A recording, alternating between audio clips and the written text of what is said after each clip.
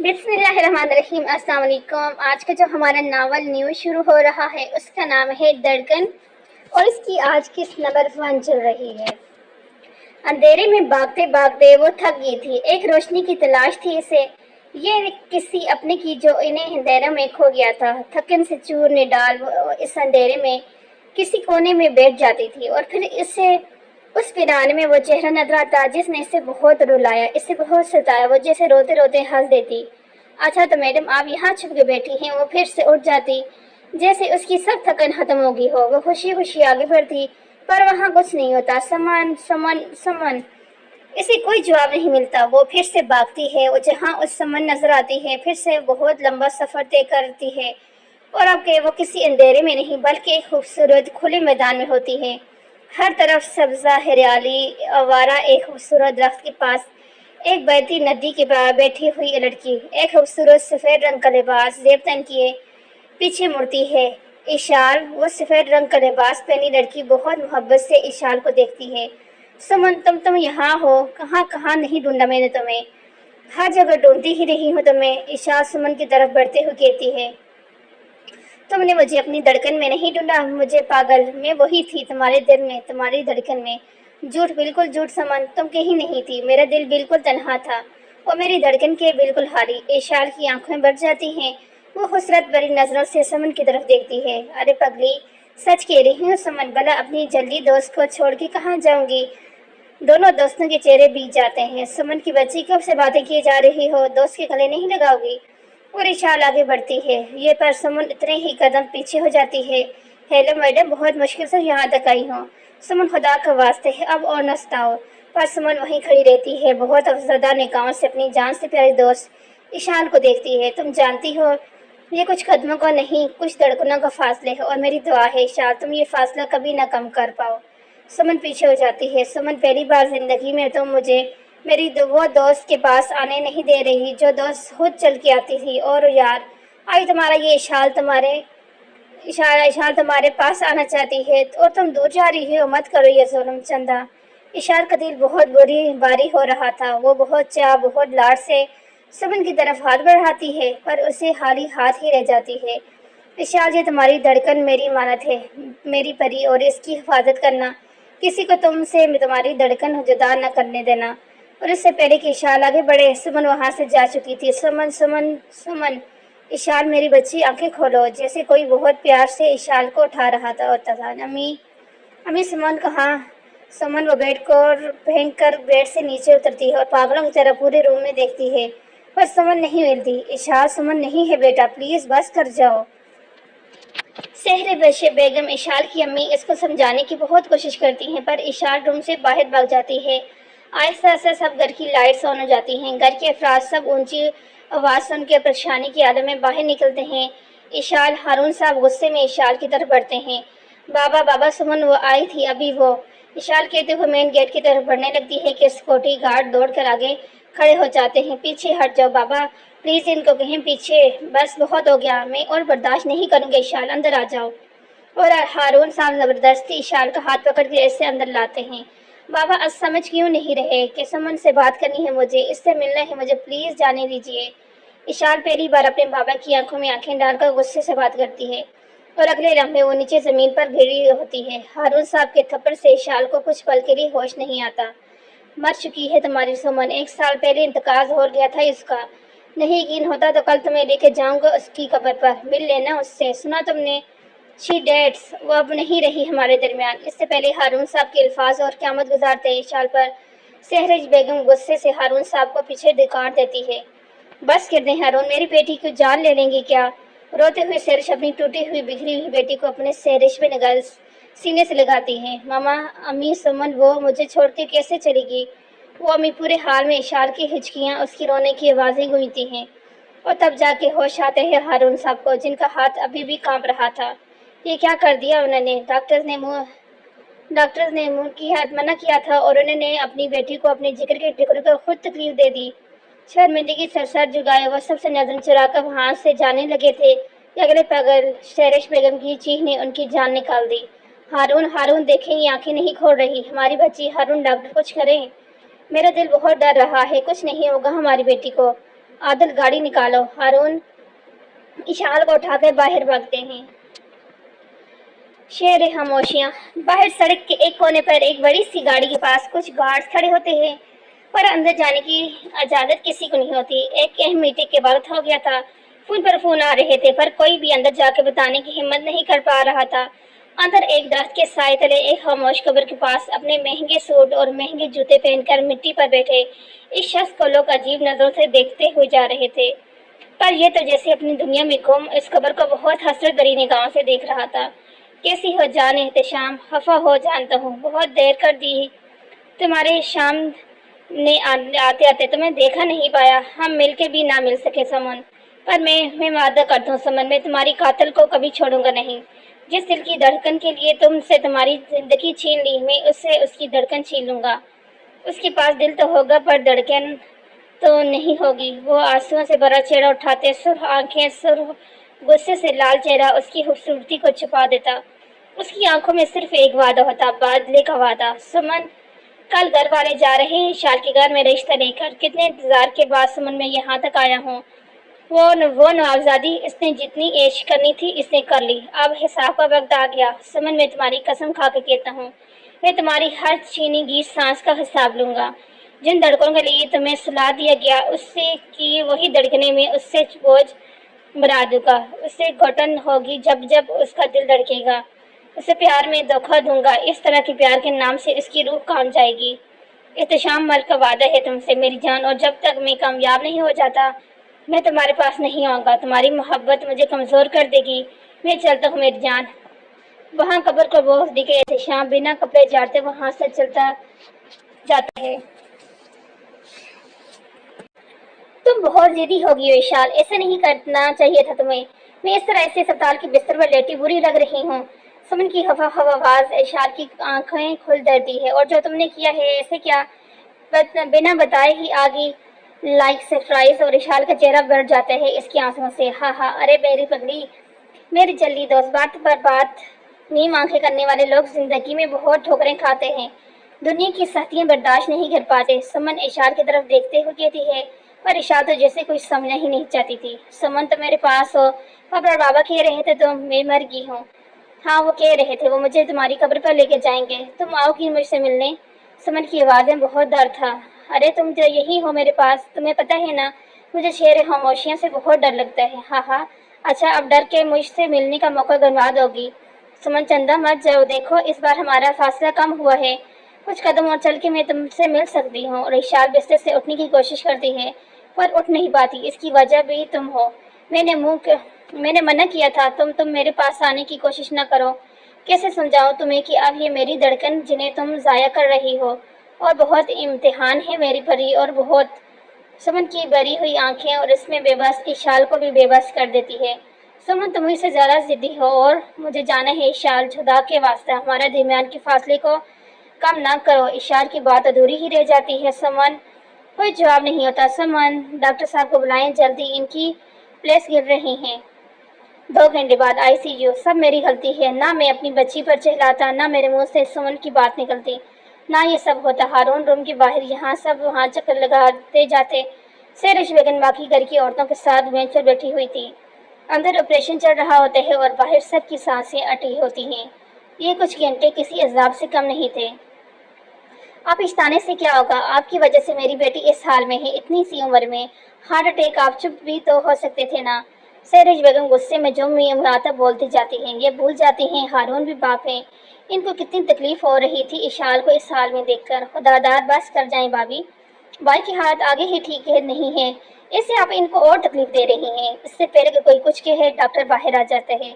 میری بچی کیسی ہے اب بلال، وہ ٹھیک تو ہے نا؟ ڈاکٹر بلال غصے سے اپنے چہرے سے ماسک اتار کر ہارون کی طرف دیکھتے ہیں۔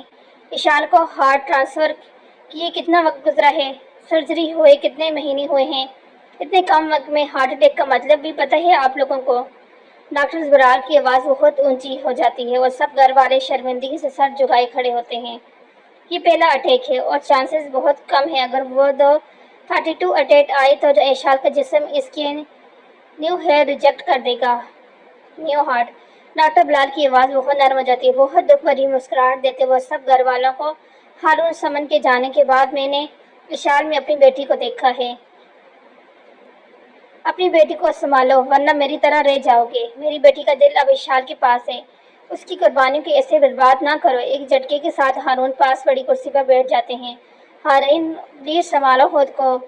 सेरश हारून का हाथ पकड़ते हुए कहती है, मेरा यकीन करो सेरश, मैं कुछ भी नहीं जानता। हमारी बेटी इस हाल में आ जाएगी। मैं इसे उस रात पागलों की तरह भागते देखकर डर गया था, और मुझे नहीं पता था समन की बात सुनकर वो इस तरह से टूट जाएगी।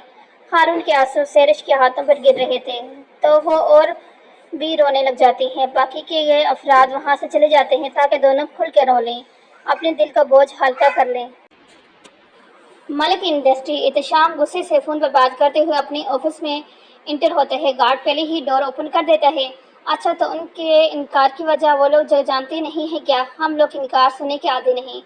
और एलिवेटर का डोर ओपन होता है। इससे पहले कि एहतशाम का पीए और असिस्टेंट लिफ्ट में दाखिल हुए, एहतशाम हाथ के इशारे से वहीं रोक देता है। वो नहीं चाहता कि इसके फ़ोन की पर्सनल बातें किसी की कान तक पहुँचें। जैसे वो डोर बंद कर दे है तो फिर से बात शुरू करता है। अब बोले, ऐसी क्या इमरजेंसी आ गई? इन लोगों ने कि मिलने से मुँह बंद कर दिया? पिछले हफ्ते तो वो लोग राजी थे ना। क्या? कौन सी बेटी? व्हाट? और तुम अभी बता रहे हो मुझे? आखिरकार एहतशाम को पता चल जाता है कि हारून साहब की बेटी अस्पताल। अभी तो मैं पूरी तरह तुम्हारी ज़िंदगी में आया नहीं मोहतरमा। बहुत मज़े आने वाले हैं। इस अस्पताल की मरीज़ा बन जाओगी जब एहतशाम मलिक तुम्हें छोड़ेगा। जिस दिन मेरा बदला पूरा होगा, इस दिन कैसे लवारिस मरीज़ की तरह किसी कोने में पड़ी मिलोगी। वादा है मेरी होने वाली जोजा मोहतरमा। एहतशाम हंसते हुए अपने ऑफिस कैन की तरफ बढ़ता है। इसके चेहरे पर जो मुस्कान होती है, इसके पीछे शैतानी साजिशें होती हैं। एक तूफान था एहतशाम की आंखों में जिसमें डूबना था इशाल को, पर इस तूफान के एहतशाम को भी इसी तरह डुबो देना था। बदले की इस आग में इसे भी खून के आंसू रुला देना था। आज जिस इशाल को मारने की मंसूबी बनाने वाला है एहतशाम, कल इसी इशाल की जिंदगी की दुआएं मांगता फिरेगा। जिसकी धड़कन छीन लेना चाहते हैं, कल जब कोई धड़कन सच में नहीं रहेगी तो क्या हाल होगा? जब बदले की आग मोहब्बत की चिंगारी भड़का देगी, क्या तुम्हें जाने वाली धड़कन को फिर से जला पाओगे एहतशाम? प्लीज सादा, वो पता है क्या करने हैं आपको? एहतशाम ऑफिस विंडो से बाहर की दुनिया को देखते हुए पूछा। जी बेटा। How dare you? कौन बेटा? औकात ना भूलो अपनी। काम है इसलिए तुम्हें एहतशाम मलिक के सामने बैठे हो, वरना तुम जैसे लोग तरसते हैं हम मलकों से मिलने के लिए।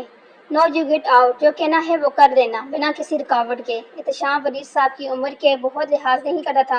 वो बहुत मगरूर लहजे में जलील करके निकाल दिया। जी। वलीद साहब शर्मिंदा होते हुए बस इतना ही कह पाए थे।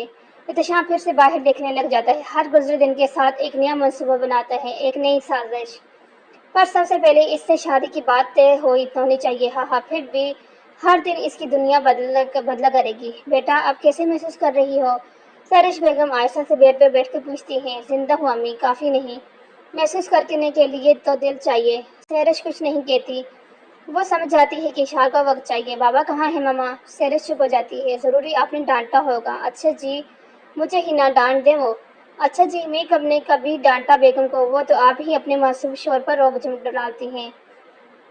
हारून खाने की ट्रे टेबल पर रखते हुए जवाब देते हैं। मासूम और आप? हारून साहब बस कीजिए। बेगम आप बस कीजिए।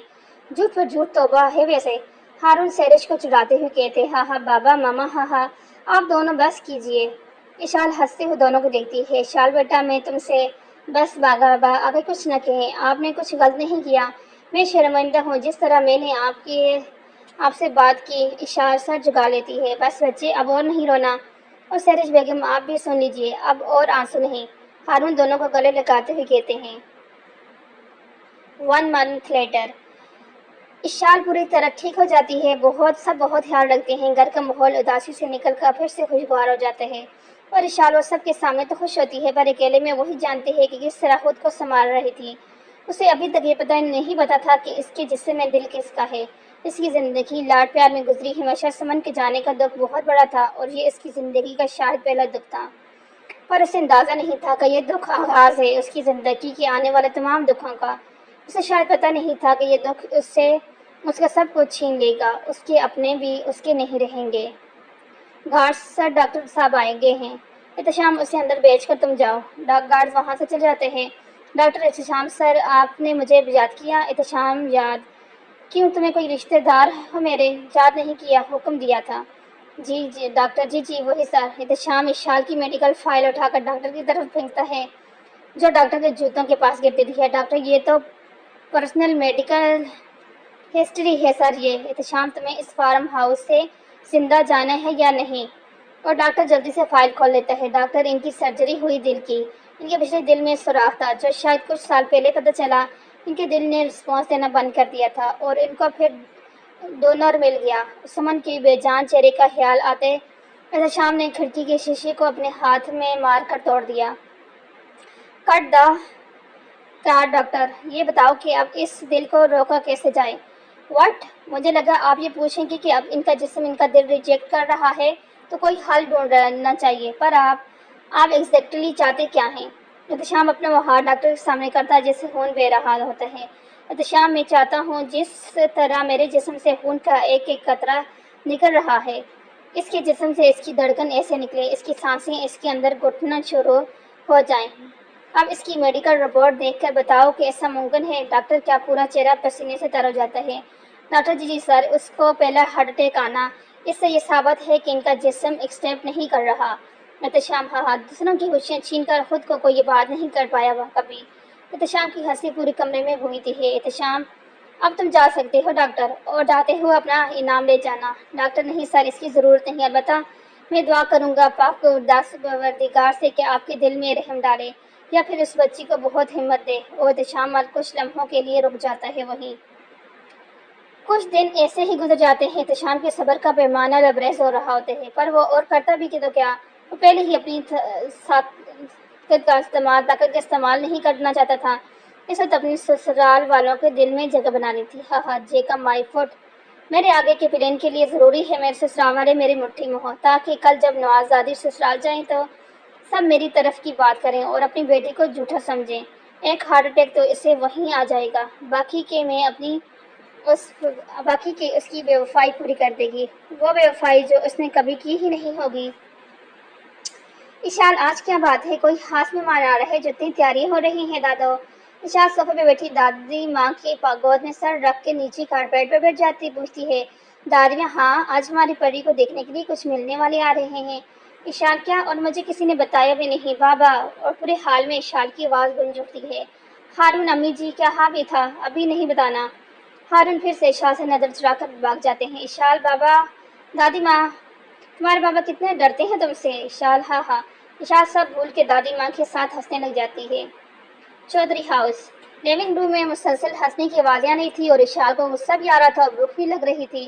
کب سے انتظار میں تھی کہ اب اسے کھانے کے لیے بلایا جائے، پر کھانے والے جیسے احتشام سب کے دیوانے ہو گئے تھے۔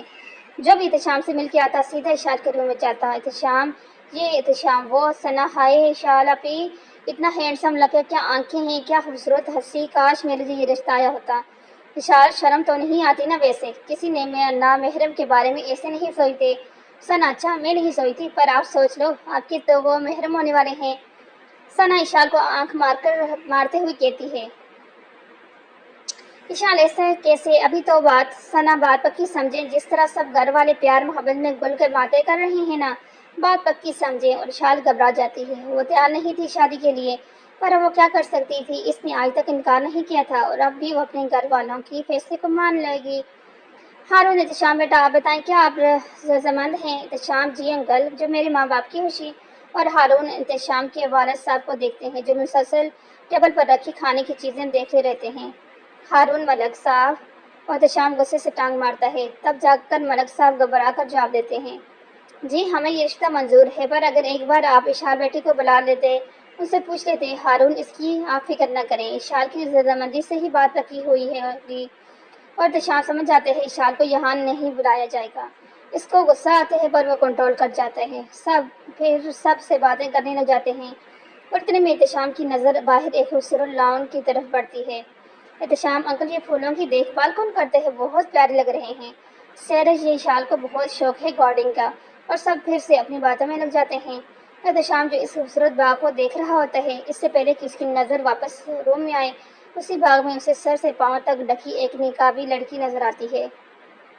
اشال چاچی کوئی بات نہیں، میں دے دیتی ہوں رحیم چاچا کو کھانا۔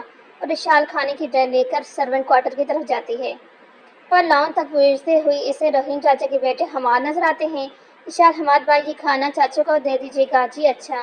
حماد ٹرے نہیں پکڑتے، اسے پتا تھا اگر وہ ہاتھ آگے بڑھا بھی دے تو اشال ٹرے پھر بھی ہاتھ میں نہیں پکڑائے گی۔ اشال اور بھائی آپ بھی کھانا کھا لیجیے گا، اور اشال ٹرے سائڈ ٹیبل پر رکھ دیتی ہے۔ اور ایک بات بھائی، اگر سمن آج زندہ ہوتی تو آپ کی یہ حالت دیکھ کر بہت گزرتے ہوتی۔ اپنا خیال رکھیں۔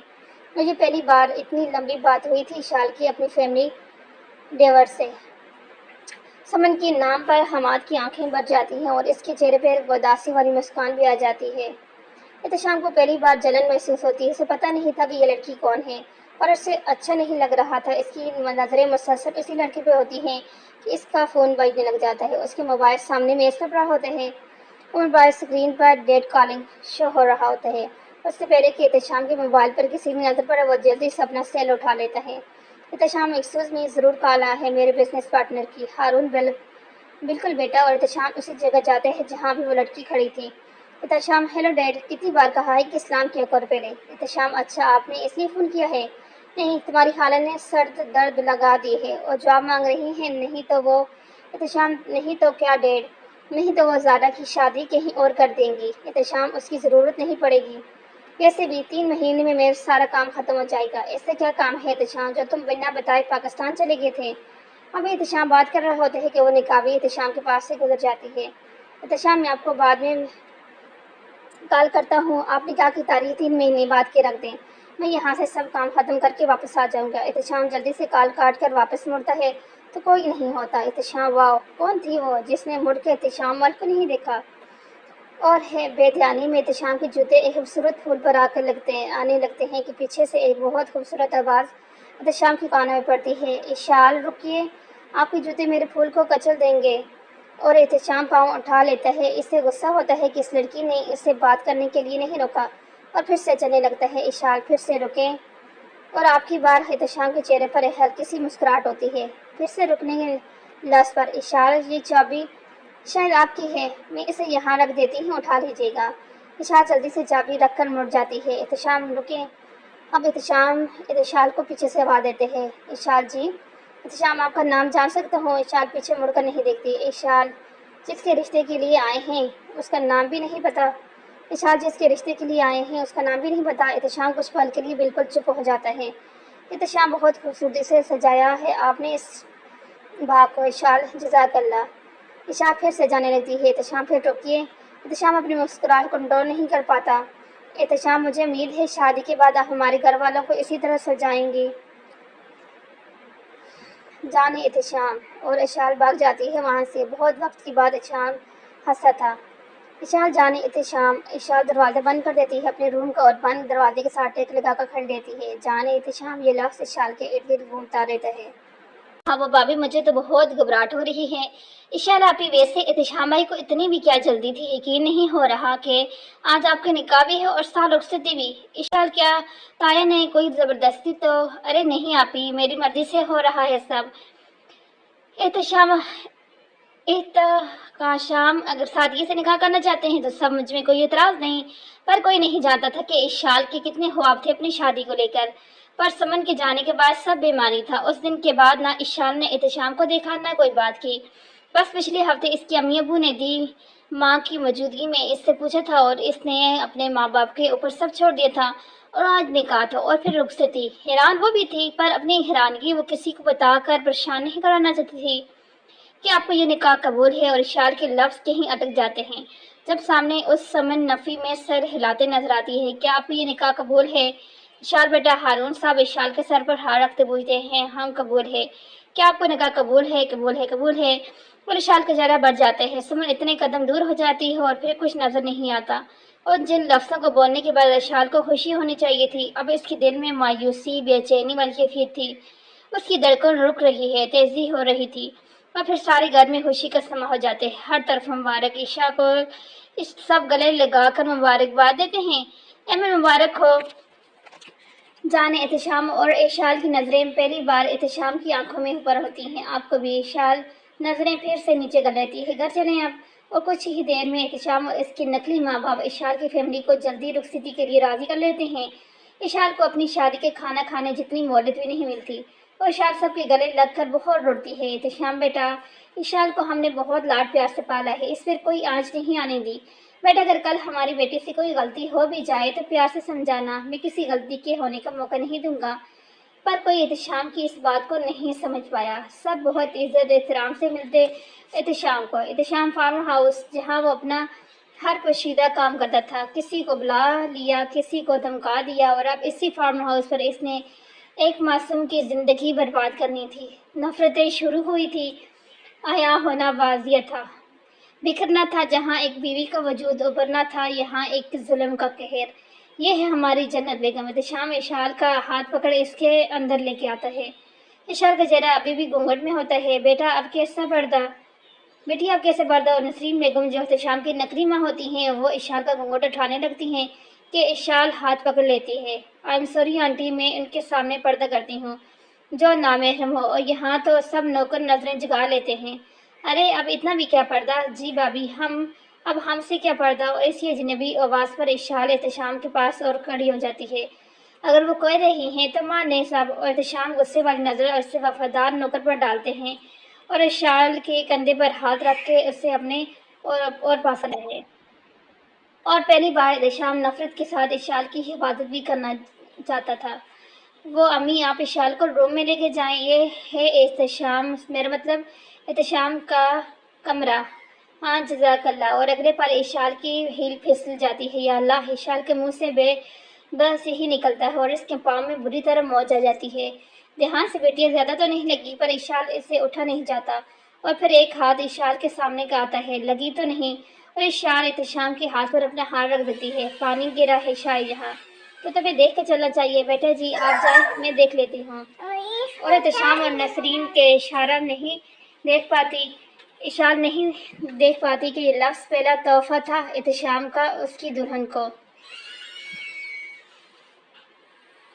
جسے احتشام کے کندھے پر اشال سر رکھ کھڑی تھی۔ وہ معصوم احتشام تم سے نہیں چلا جائے گا۔ احتشام اشال کو اٹھا لیتے ہیں اور شرما کے اشال اپنا چہرہ احتشام کے کندھے پر چھپا دیتی ہے۔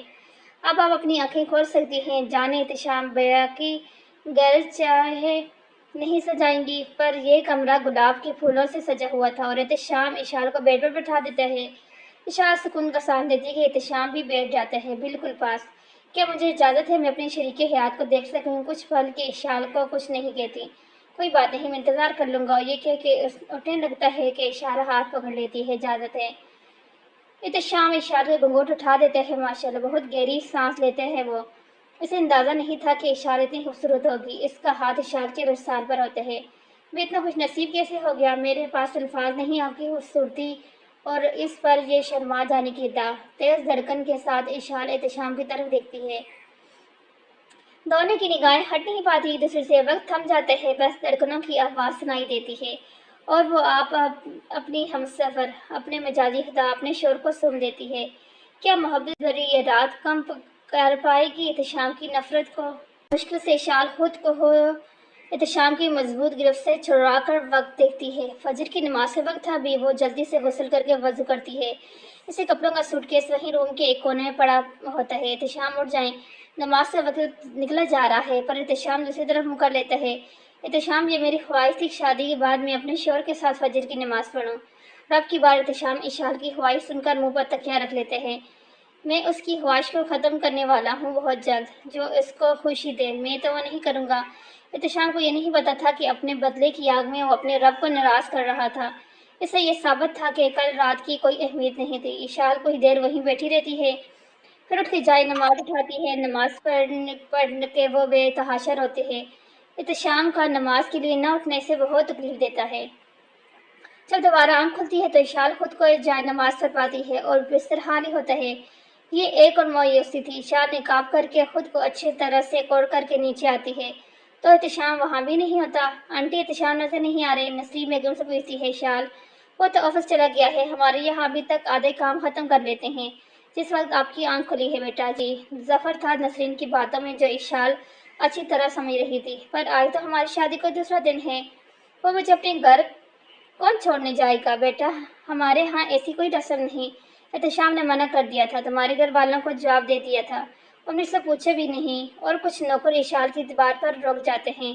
احتشام صاحب کسی کی نہیں سنتے، وہ اپنی مرضی کے مالک ہیں، وہی ملازم جو اشال کو منہ دکھانے کا کہتا ہے وہی اشال کی بات کا جواب بھی دیتا ہے۔ میں نے آپ سے نہیں پوچھا، جس سے پوچھے ہے وہی جواب دے۔ اور آنٹی آپ جب احتشام آ جائے تو مجھے بتا دیجیے گا۔ بنا کوئی جواب سنے اشال واپس کمرے میں آ جاتی ہے۔ کون سا شور اس طرح کا کام پر جاتا ہے؟ کیا سوچ رہے ہوں گے گھر والے؟ بابا ماما سب کیا کہہ رہے ہوں گے کہ جاتے ہی بھول گئی میں ان کو۔ احتشام بینا چودھری ہاؤس۔ احتشام بیٹا، اشال نہیں آئی ساتھ؟ وہ دراصل انکل اشال آنا نہیں چاہتی تھی، امی کے ساتھ اتنا گل مل گئی تھی۔ جب میں نے کہا تھوڑی دیر میں واپس آ جائیں گے تب بھی نہیں مانی، تو میں خود آ گیا کہ اچھا نہیں لگتا نا، آپ لوگوں سے کتنا انتظار کر رہے ہوں گے۔ احتشام بہت دلیری سے جھوٹ بول دیا۔ اشال آپی نے ایسا کہا؟ اور احتشام کچھ تحفے تحائف سامنے میز پر رکھتے ہوئے ہاں میں سر ہلاتا ہے۔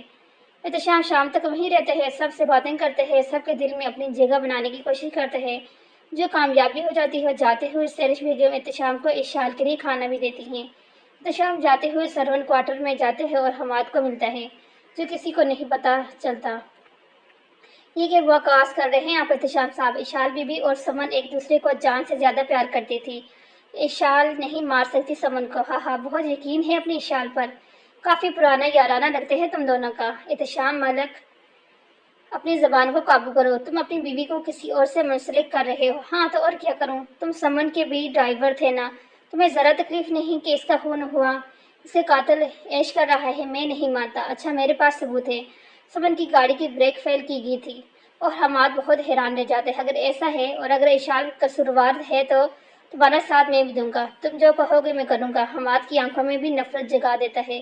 احتشام گھر والوں کو بھی مایوسی دلا دیتا ہے اشال کی طرف سے۔ اور اب کیا مقصد تھا اس انسان کے یہاں؟ یہ اسے برباد کرنے کی تیاری میں تھا۔ وہاں وہ معصوم نماز میں اس کی خوشیوں اس کی حفاظت کی دعا مانگ رہی تھی۔ تم ابھی تک تیار نہیں ہوئی؟ میرے کچھ دوست آ رہے ہیں، جاؤ کچن میں امی کی مدد کرو۔ احتشام روم میں آتے ہی اشال کو حکم دیتے ہیں، جس کا منہ کھلا رہ جاتے ہیں۔ اشال احتشام کا ہاتھ پکڑ لیتی ہے، جس کی امید نہ تھی احتشام کو۔ جی جانے احتشام، اور احتشام زبردستی کی مسکراہٹ لاتے ہیں چہرے پر۔ آپ بنا بتائے چلے گئے صبح، اب آپ رات کے 9 بجے واپس آ کر کھانے کے لیے رہے ہیں۔ مجھے اس وقت کی گیدرنگ پسند نہیں ہے۔ اور اشال کتنی جرأت مندانہ باتیں، اس کے سوالوں سے احتشام واقف نہ تھا۔ وہ سمجھ رہا تھا کہ اشال ہاں میں ہاں ملا دے گی۔ یہ میرا گھر ہے اشال، یہاں حکم بھی میرا چلے گا، جاؤ اب امی کی مدد کرو جا کے۔ بہت بے رخی لہجے میں احتشام اشال کو روم سے باہر کا اشارہ کرتے ہوئے ہاتھوں میں چلا جاتا ہے اور زور سے دروازہ بند کرتا ہے، جس سے اشال ڈر جاتی ہے۔ بھابی جی کھانا بھی مزیدار تھا، بہت خوش قسمت ہے ہمارا دوست۔ اشال سب کو سویٹ ڈش بھی سرو کرتی ہے اور اشال ہر ایک محرم کے پاس جا کر سب کو سرو کرتی ہے۔ اور جو دوست کب سے اشال کو دیکھ رہے تھے خاموشی سے، جب اشال اسے سروس کرتی ہے تو اشال کے خوبصورت ہاتھ دیکھ کر گہرا سانس لیتا ہے۔ اس سے پہلے وہ کسی بہانے سے اشال کے ہاتھ کو چھوئے، احتشام غصے میں پانی کے گلاس نیچے گرا دیتا ہے۔ یہ سویٹ ڈش بنائی ہے، میں نے کہا تھا مجھے کسی قسم کی شکایت نہیں ہونی چاہیے۔ اشال اور احتشام شٹ اپ، اٹھاؤ اسے اب۔ احتشام یہ کیا طریقے ہے اپنی بیوی سے بات کرنے کا؟ اور اس کے دوست کے سوال پر احتشام کو اور غصہ آ جاتا ہے۔ بیویوں کو ان کی جگہ دکھاتے رہنا چاہیے۔ احتشام کی اس بات پر اشال کے ہاتھ پر کان چبھ جاتا ہے۔ اشال خاموشی سے وہ ٹوٹے ہوئے گلاس کے ٹکڑے اٹھا کے لے جاتی ہے وہاں سے۔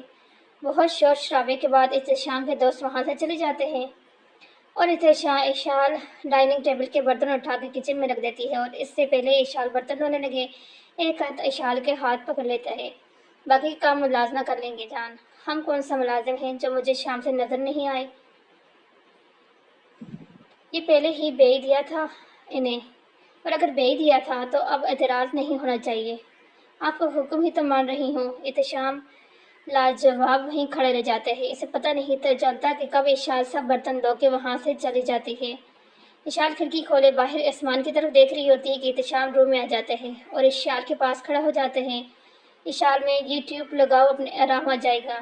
میں جانتا ہوں میری باتوں نے، پر اشال اپنا ہاتھ پیچھے کر دیتی ہے۔ احتشام مجھے دکھ اس بات کا نہیں کہ آپ نے اپنے دوستوں کے سامنے تذلیل کی ہوئی، مجھے دکھ اس بات کا ہے کہ آپ نے خود کو اور ہمارے رشتے کو رسوا کیا ہے سب کے سامنے۔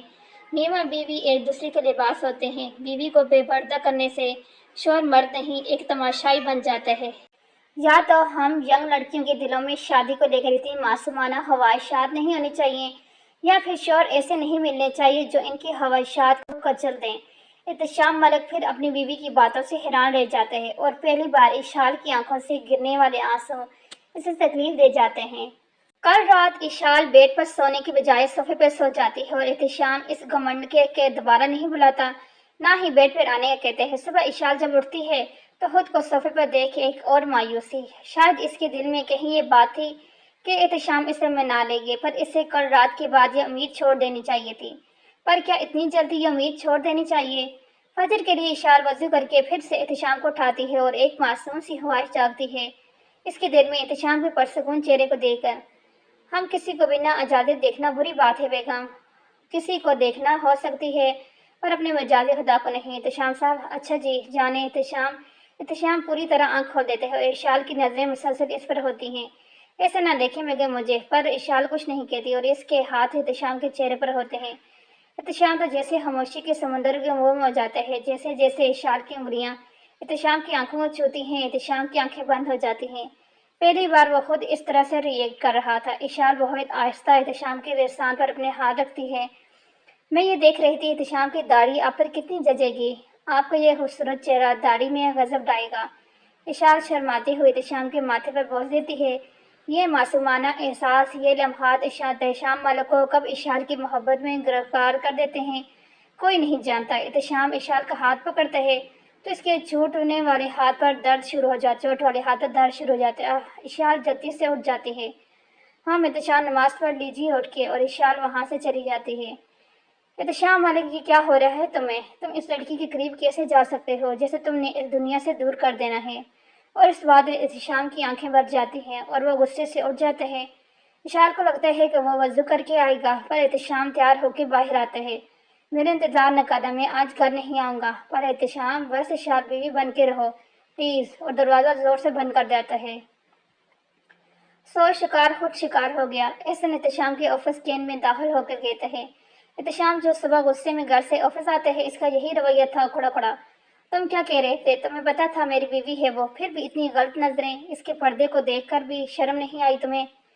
احتشام اپنے دوست پر اب غصہ اظہار کر رہا تھا۔ ہاں ہاں، ارے اتنا غصہ؟ ویسے یہ چھپ کے شادی کرنا، پھر ہمیں اپنے فارم ہاؤس دعوت دینا اور پھر اپنی بیوی کی بے عزتی کرنا، چکر کیا ہے؟ احسن سنجیدہ ہو کر پوچھتا ہے۔ احتشام چپ ہو جاتا ہے کچھ دیر کے لیے۔ میں تمہیں کوئی جواب دینا ضروری نہیں سمجھتا۔ اوکے، تو پھر اس لحاظ سے میرا تمہاری بیوی اور تمہارا یہ باپردہ بیوی کو دیکھنے کا جواب میں تمہیں دینا ضروری نہیں سمجھتا۔ اور احتشام کے ایک زوردار فارس احسن صاحب زمین پر گرے ہوتے ہیں۔ اوف احتشام صاحب، محبت کر بیٹھے ہو اپنی زوجہ محترمہ سے؟ احسن اپنا منہ پر یہ ہاتھ رکھ پھر کھڑا ہو جاتا ہے۔ اسے درد بہت ہوتی ہے پر وہ احتشام کو چڑھانے سے باز نہیں آتا۔ احسن میں منہ توڑ دوں گا تیرا۔ ہاں ہاں، ارے یار تو پہلے ہی تو توڑ چکا ہے بھائی، اب بتائیے کہ سب کیا کھیل کھیلا جا رہا ہے؟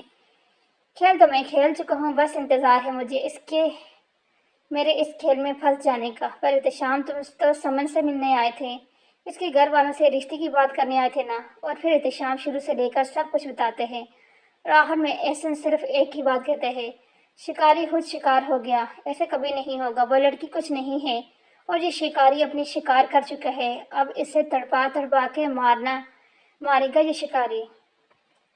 چودھری ہاؤس۔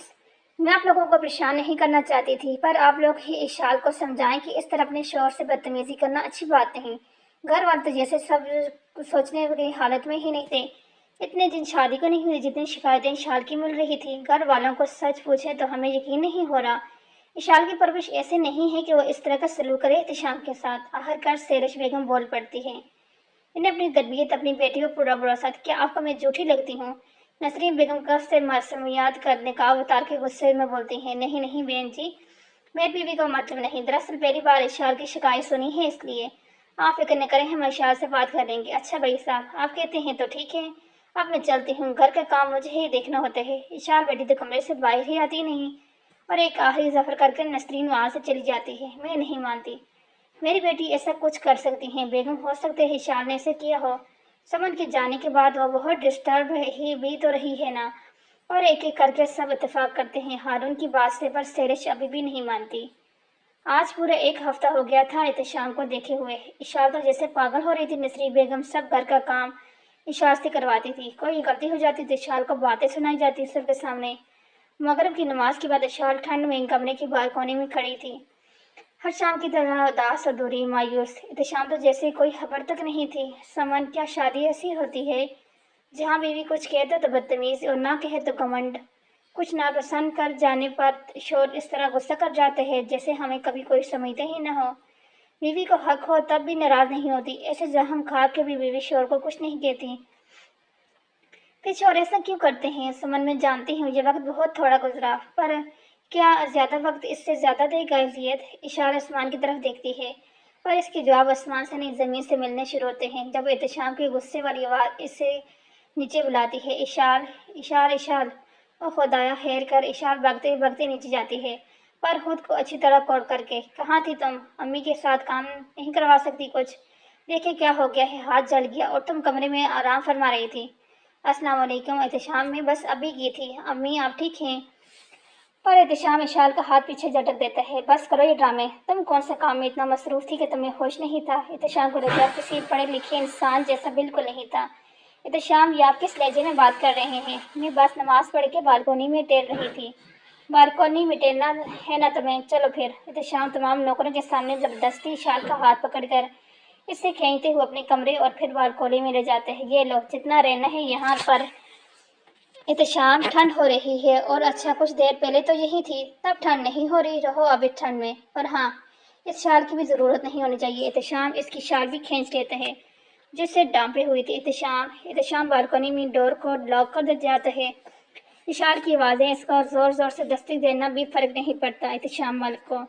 इशार बिना दुपट्टे के खड़ी रह जाती है वहाँ, और फिर नज़र घुमा के खुले माहौल को देखते हुए वो जल्दी से नीचे बैठ जाती है। वो नहीं चाहती कि इसे बेपर्दा कोई देखे। सुमन, एक बात पूछूं भूल गई थी, क्या बीवी को बेपर्दा भी करते हैं मिजाजी खुदा? पहली बार खुले आसमान तले बिना सर ढके खड़ी थी। एहतशाम अपना कोट उतार के वही फेंक देता है कि रूम डोर नॉक होता है। एहतशाम को पता था कि नसरीन ही होगी। वो कुछ पैसे निकाल के से देता है। सर, बाहर बहुत ठंड है। नसरीन बालकनी की तरफ इशारा करते हुए कहती है। मैंने पूछा नहीं तुमसे, जाओ छुट्टी करो सब। नसरीन पैसे लेकर चली जाती है वहाँ से, और एहतशाम भी दरवाज़ा बंद करके बिना कपड़े चेंज के बेड पर लेट जाता है। और कब इसकी गहरी नींद आ जाती है इसे पता नहीं चलता। कुछ घंटे बाद जब कमरे की खिड़कियां बजने लग जाती हैं तेज हवा से, तब एहतशाम की आँख खुलती है। इशाल बेगम, खिड़कियां तो बंद हैं, बंद कर दो। जब इशाल का कोई जवाब नहीं आता तो एहतशाम खुद उठ के खिड़की बंद करते हैं। तब इसकी नज़र इशाल पर पड़ती है और भागते हुए बालकोनी की तरफ जाते हैं और दरवाज़ा खोलते हैं। इशाल दीवार के एक कोने के साथ सर जोड़े बैठी होती है। इसके लंबे घने बाल, इसका मुंह, इसके जिस्म पर दांपे होते हैं। इशाल अपनी जिंदगी की पहली बेसुकूनी और अजीयत वाली नींद से जागती है। कमरे में चलो, पर एक ही जगह बैठकर अब इशाल से उठा नहीं जाता। तो एहतशाम इसे उठा लेते हैं बेसाख्ता।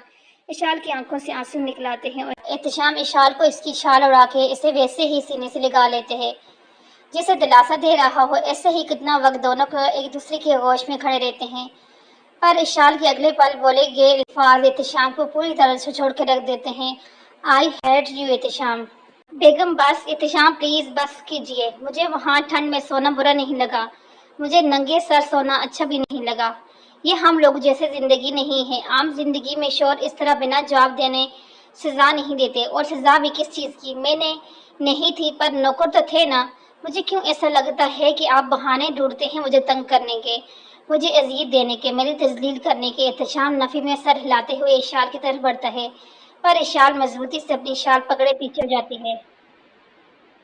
दूर रहें आप। जितने कदम बढ़ा लें जो फासले कल रात ने बढ़ा दिए हैं ना, वो आप कम नहीं कर पाएंगे। इशाल कपड़े निकाल कर वॉशरूम में चली जाती है। UAE Malik house. एक खूबसूरत लड़की निहायत दिलकश मॉडर्न कपड़े पहने एक अजनबी कमरे में खड़े एक खूबसूरत फोटो फ्रेम को देख रही थी जो सामने दीवार पर लगी हुई थी। एहतशाम मलिक की तस्वीर। हम ज़ारा भाभी, ज़रा नजर न लगाएं मेरे वीर जी को। अदन पीछे से रख कर चेन ज़ारा के कंधे पर अपनी बड़े प्यार से कहती है। नजर में बसने वाला को नजर नहीं लगती। हाँ हाँ भाभी, इतनी रोमांटिक। एहतशाम, भाई तो गए काम से। हम अच्छा, काम से याद आया कि कहाँ है जनाब, अब तक फ़ोन भी नहीं उठाते। ज़ारा नाराज़गी का इज़हार करती है। पता नहीं भाभी, बाबा की बात हुई थी, جلدی آ جائیں گے اپنے نکاح سے تو پہلے۔ عدل زارا کو آنکھ مارتے ہوئے کہتی ہے، ہم احتشام صاحب جتنی عیاشی کرنی ہے آپ کر لیں، شادی کے بعد آپ کو کوئی مرضی نہیں چلنے والی، دیکھ لینا۔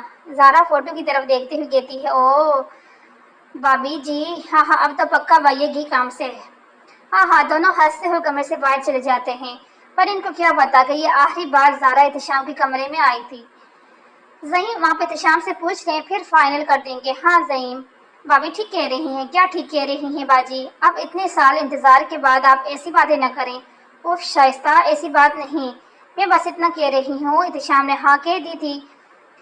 زرینہ بیگم آپ تو بس ایسے ہی پریشان ہو رہی ہیں، ہم رشتہ پکا سمجھیں پھر۔ اب کہ زارا کے والد صاحب پوچھتے ہیں، ہاں یار یہ ہماری دلی خواہش تھی کہ زارا اس گھر کی بہو بنے۔ زعیم بہت پیار سے زارا کے سر پر ہاتھ رکھتے ہیں جو ابھی ابھی اب کمرے میں داخل ہوتی ہے۔ ہر طرف خوشی کا ماحول ہوتا ہے، سب بہت خوش تھے اس نئے رشتے کو لے کر، سب سے زیادہ زعیم ملک پاکستان۔ ایک مہینے بعد احتشام نے بہت کوشش کی پر اشال کا رویہ ویسا ہی رہا، نہ زیادہ بات کرتی نہ زیادہ بیٹھتی تھی احتشام کے ساتھ، اور احتشام کو فرق بھی نہیں پڑ رہا تھا زیادہ۔ پہلے سے اس نے کوئی کوشش کی تھی پر اب وہ بھی اس کھیل کو ختم کرنا چاہتا تھا۔ اشال کی بے رخی، اس کا یوں احتشام کو اگنور کرنا احتشام کو بالکل محسوس ہونے لگ گیا تھا۔ احتشام سر اب مجھ سے اور نہیں ہوتا یہ سب۔ نسرین احتشام کی اسٹڈی روم میں داخل ہو کر فوراً کہتی ہے، بس یہ آخری کام ہے، اس کے بعد آپ اس گھر سے اور میری زندگی سے بہت دور چلی جائیں گی، شاید اپنی زندگی سے بھی۔ یہ آخری بات وہ بہت آہستگی سے کہتا ہے۔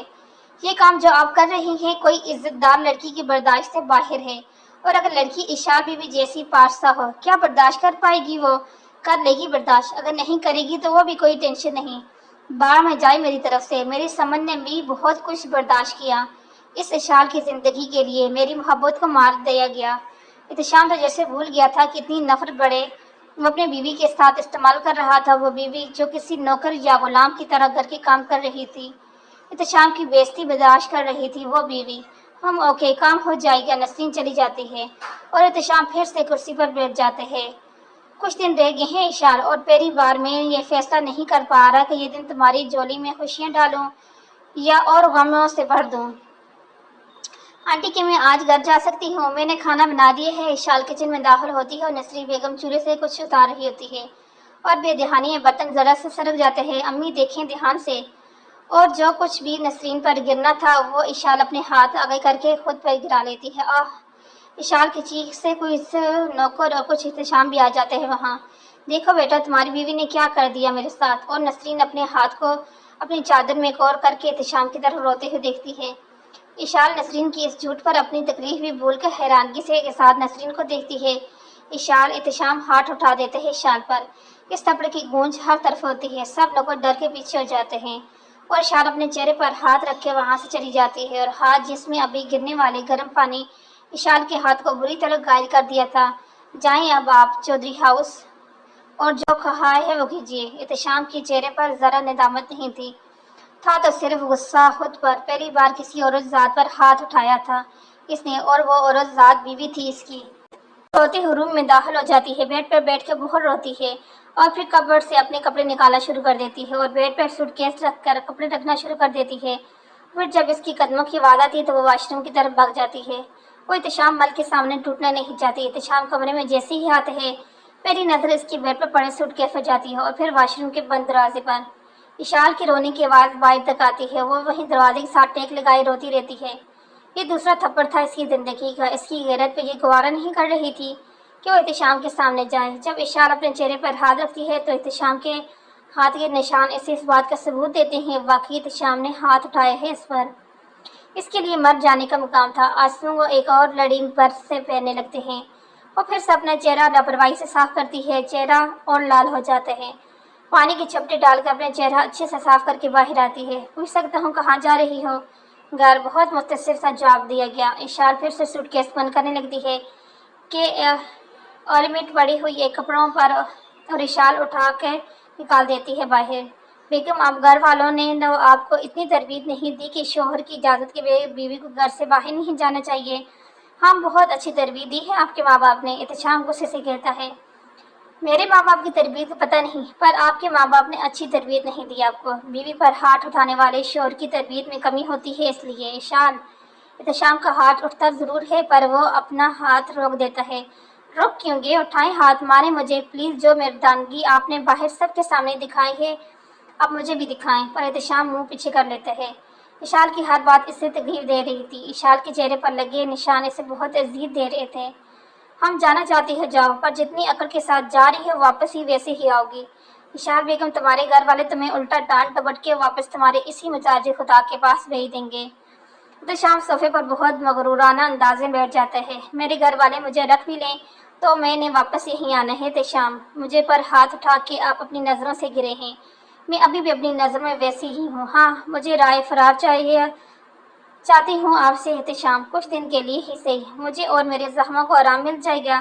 اشال بوجھل آنکھیں اٹھا کے احتشام کی طرف دیکھتی ہے اور احتشام کی آنکھوں میں بھی نیمی آ جاتی ہے، پھر اشال نہیں دیکھ پاتی۔ احتشام یہی چاہتا تھا، اشال کو دکھ دینا، تکلیف دینا، پر اشال کی آنکھوں کی نیمی اسے بھی غمگین کر رہی تھی۔ تم سے مجھے یہ امید نہیں تھی اشال۔ پر ابو، میں بس اشال، اگر تم ناراض ہو کے آئی ہو تو میں تمہیں یہاں رہنے کی اجازت بالکل بھی نہیں دوں گا۔ تمہاری سانس ابھی ابھی گئی ہے یہاں سے، اپنے جلے ہاتھ کو دکھا کے۔ اشال، اتنی ظالم تو نہیں تھی میری بیٹی۔ ہارون کی باتیں سن کر اشال اپنا جلا ہوا ہاتھ چھپا لیتی ہے۔ ہارون، اسے سانس تو لینے دیں، ابھی ابھی آئی ہے شادی کے بعد، پلیز۔ بس ماں، رہنے دیجیے، بابا نہیں چاہتے تو میں چلی جاتی ہوں۔ مجھے نہیں پتا کہ میری سانس نے کیا کہا، مجھے اتنا پتا تھا بابا آپ ایک طرف بات سن کے فیصلہ کرنے والوں میں سے نہیں ہیں۔ پتہ نہیں اللہ نے آج کے دن کتنے برم توڑنے ہیں میرے۔ احتشام، شاید ٹھیک کہا تھا۔ اشال وہاں سے بنا کسی کی آواز سنے اپنے بیگ پھر سے اٹھائے چلی جاتی ہے۔ اشال بیٹا، میں گھر تک چھوڑ دوں؟ رحیم چاچا جو گاڑی کے پاس کھڑے ہوتے ہیں، نہیں چاچا، میں چلی جاؤں گی۔ اشال، میری بچی رک جاؤ بیٹا۔ سیرش بھاگتے ہوئی باہر آتی ہے اور اشال کو گلے لگا لیتی ہے۔ ہمیں معاف کر دو بیٹا، ہارون نے جو بھی کہا غصے میں کہا میری بچی۔ ماں، نسرین آنٹی نے کیا کہا تھا؟ کب آئی تھی وہ؟ سیرش سب باتیں بتاتی ہیں شروع سے لے کر اب تک، اور اشال سب سننے کے بعد چپ رہتی ہے۔ اس نے تو کبھی کوئی ایسی بات نہیں کی تھی، کوئی ایسا کام نہیں کیا، نسرین اس طرح کیوں کر رہی تھی؟ اشال کا سر کا درد شروع ہو جاتا ہے یہی سوچ کے۔ اس سے پہلے کہ وہ نیچے گرتی، سیرش پکڑ لیتی ہے اور رحیم چاچا کو گاڑی سٹارٹ کرنے کے کہتی ہے۔ بنا کسی کو بتائے سیرش رحیم چاچا کے ساتھ اشال کو اسپتال لے جاتی ہے۔ ہاں، میں نے اسے بولا تھا، پر وہ بڑے مان سے گئی تھی اپنے باپ کے گھر۔ احتشام ڈرائیور کرتے ہوئے حماد سے بات کر رہا ہوتا ہے۔ وہ جانتا تھا نسرین نے اپنا کام اچھے سے کر دیا تھا، باقی کی رپورٹ اسے حماد نے دے دی تھی۔ احتشام خوش تھا کہ نسرین کی باتوں پر یقین کیا گیا اور اشال کو جتلایا گیا۔ احتشام اپنے مقصد کے بہت قریب تھا اور سامنے سے آنے والی گاڑی بھی، اور احتشام کی گاڑی کی ٹکر ہو جاتی ہے۔ انسان کسی کی بربادی پہ اتنا خوش نہ ہو جائے کہ اپنا انجام بھول جاتا ہے۔ سٹی ہاسپٹل، گھبرانے کی کوئی بات نہیں ہے، اس حالت میں ایسا ہوتا ہے۔ کیسی حالت میں ڈاکٹر؟ سیرش گھبرا کے پوچھتی ہے۔ ارے گھبرائے نہیں، شی از پریگننٹ، اب ان کو کیئر کی ضرورت ہے۔ اشال بری آنکھوں سے اپنی ماں کو دیکھتی ہے، دونوں ماں بیٹیاں بہت خوش ہو جاتی ہیں۔ سیرش اشال کو گلے لگا کر روتی ہوئی اشال کو بہت دعائیں دیتی ہے۔ ماما، سچ میں ماں بننے والی ہوں۔ ہاں میری بچی، اللہ نے تمہیں اس خوشی سے نوازا ہے۔ میں بھی ہارون اور احتشام کو فون، ماں پلیز کسی کو بھی نہیں بتائیے گا ابھی پلیز۔ پر بیٹا پلیز ماما، اور سیرش چپ ہو جاتی ہے۔ اس اسپتال میں احتشام کو لایا جاتا ہے۔ اشال شام 7 بجے گھر آتی ہے اور تب سے اب تک احتشام کا انتظار کرنے پر کوئی خبر نہیں۔ نوکر چاکر سب غائب تھے، یہ گھر کے ملازم بھی آدھے سے زیادہ وقت غائب تھے۔ اب کسی کے پتہ کرواؤں احتشام کا؟ بیگم دل سے یاد کیا آپ نے، اور ہم حاضر۔ احتشام کے سر پر پٹی بندھی ہوتی ہے، کوٹ اتارا ہوتا ہے، شرٹ کے کچھ بٹن اوپن ہوتے ہیں اور احتشام صاحب بہت کوشش کے باوجود بھی لڑکھڑا کر چلنے پر مجبور ہو جاتے ہیں۔ یا خدایا، کیا ہو گیا آپ کو؟ اشال احتشام کی طرف بڑھتی ہے۔ کچھ نہیں بیگم، معمولی سے چوٹ ہے۔ احتشام، معمولی؟ اتنی زیادہ چوٹ آئی ہے؟ اللہ، ایکسیڈنٹ کروا کے آئے ہیں آپ اور اب معمولی کہہ رہے ہیں؟ یہاں بیڈ پر بیٹھیں۔ اشال احتشام کو بیڈ پر بٹھاتی ہے۔ کمال ہے بیگم، مجھے پتہ نہیں تھا، مجھے تکلیف میں دیکھ کر درد آپ کو بھی ہوگا۔ احتشام بیڈ پر بیٹھ جاتا ہے۔ مجھے بھی ابھی پتہ چلا۔ اشال احتشام کو لٹا کے پاؤں سیدھا کرتی ہے اور پھر احتشام کے شوز اتارنے لگ جاتی ہے۔ اشال، میرے جوتوں کو ہاتھ نہیں لگاؤ۔ بیگم، مجھے یہ بات اچھی نہیں لگتی۔ احتشام آنکھیں بند کر کے پاؤں پیچھے کرنے کی کوشش کرتا ہے۔ مجھے دیکھنے دے ذرا، آپ نے کتنی چوٹ لگوائی لی ہے خود کو، تمہاری بددعا لگ گئی ہے شاید۔ اب کی بار احتشام کی آنکھوں میں دیکھتے ہوئے اشال کی آنکھوں میں دیکھتے ہوئے کہتا ہے، ہاں احتشام، میں آپ کا کبھی برا نہیں سوچ سکتی، بددعا دینا بہت دور کی بات ہے۔ آپ میرے مزاجی خدا ہیں، چاہے آپ کے لیے آپ کی دعاؤں کی جوتی ہی صحیح۔ اس بار اشال احتشام کی آنکھوں میں دیکھتے ہوئے کہتی ہے، بیگم میں تمہیں پاؤں کی جوتی نہیں سمجھتا، میں تو بس احتشام کے بس الفاظ نہیں تھے۔ ہم کچھ کھلانے کے لیے لے کر آتی ہوں، پھر آپ دوائی کھا لیجیے گا۔ इशार जानने लगती है कि एहतिशाम पीछे से इसका हाथ पकड़ के इसे अपनी तरफ खींच लेता है। मुझे ठीक होने के लिए दवाई की नहीं, तुम्हारी ज़रूरत है, यहाँ बैठी रहो। एहतिशाम इशाल के लिए जगह छोड़ देता है। वो बैठ जाती है। एहतिशाम, आप मुझे कंफ्यूज क्यों कर रहे हैं? एहतिशाम इशाल की गोद में जैसे ही अपना सर रख कर आंखें बंद कर लेते हैं तो इशाल पूछती है, नहीं पता जाने एहतिशाम, मैं खुद भी बहुत उलझ गया हूँ। एहतिशाम की गिरफ्त और मजबूत हो जाती है इशाल के गिर्द। अच्छा, अपने उलझे बालों की तरह। इशाल एहतिशाम के बालों में उंगलियां फेरने लग जाती है। इस तरफ के एहतिशाम की बंद पट्टी और चोट को कुछ नहीं होता, पर इसके जले जख्मी हाथ में दर्द शुरू हो जाता है। और एहतिशाम के चेहरे की राहत जो इसे सुकून देती है, इसके बदले इसे हर दर्द, हर तकलीफ मंजूर थी। इशाल एहतिशाम के माथे पर कितनी बार बोझ दे चुकी थी। हमको मिली है आज ये घड़ियां नसीब से।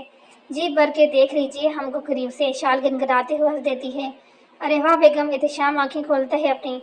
इसे पता था कि दिन बहुत कम रह गए हैं और एहतिशाम मल को ये भी पता था कि आज की रात इसे कभी नहीं भूलेगी। हाँ एहतिशाम, मुझे आपसे कुछ बात करनी है। आज नहीं बेगम, मैं बहुत थक गया हूँ। और जो माहौल बहुत रोमांटिक था, अभी फिर से उदासी और मायूसी की एक लहर दूर हो जाती है।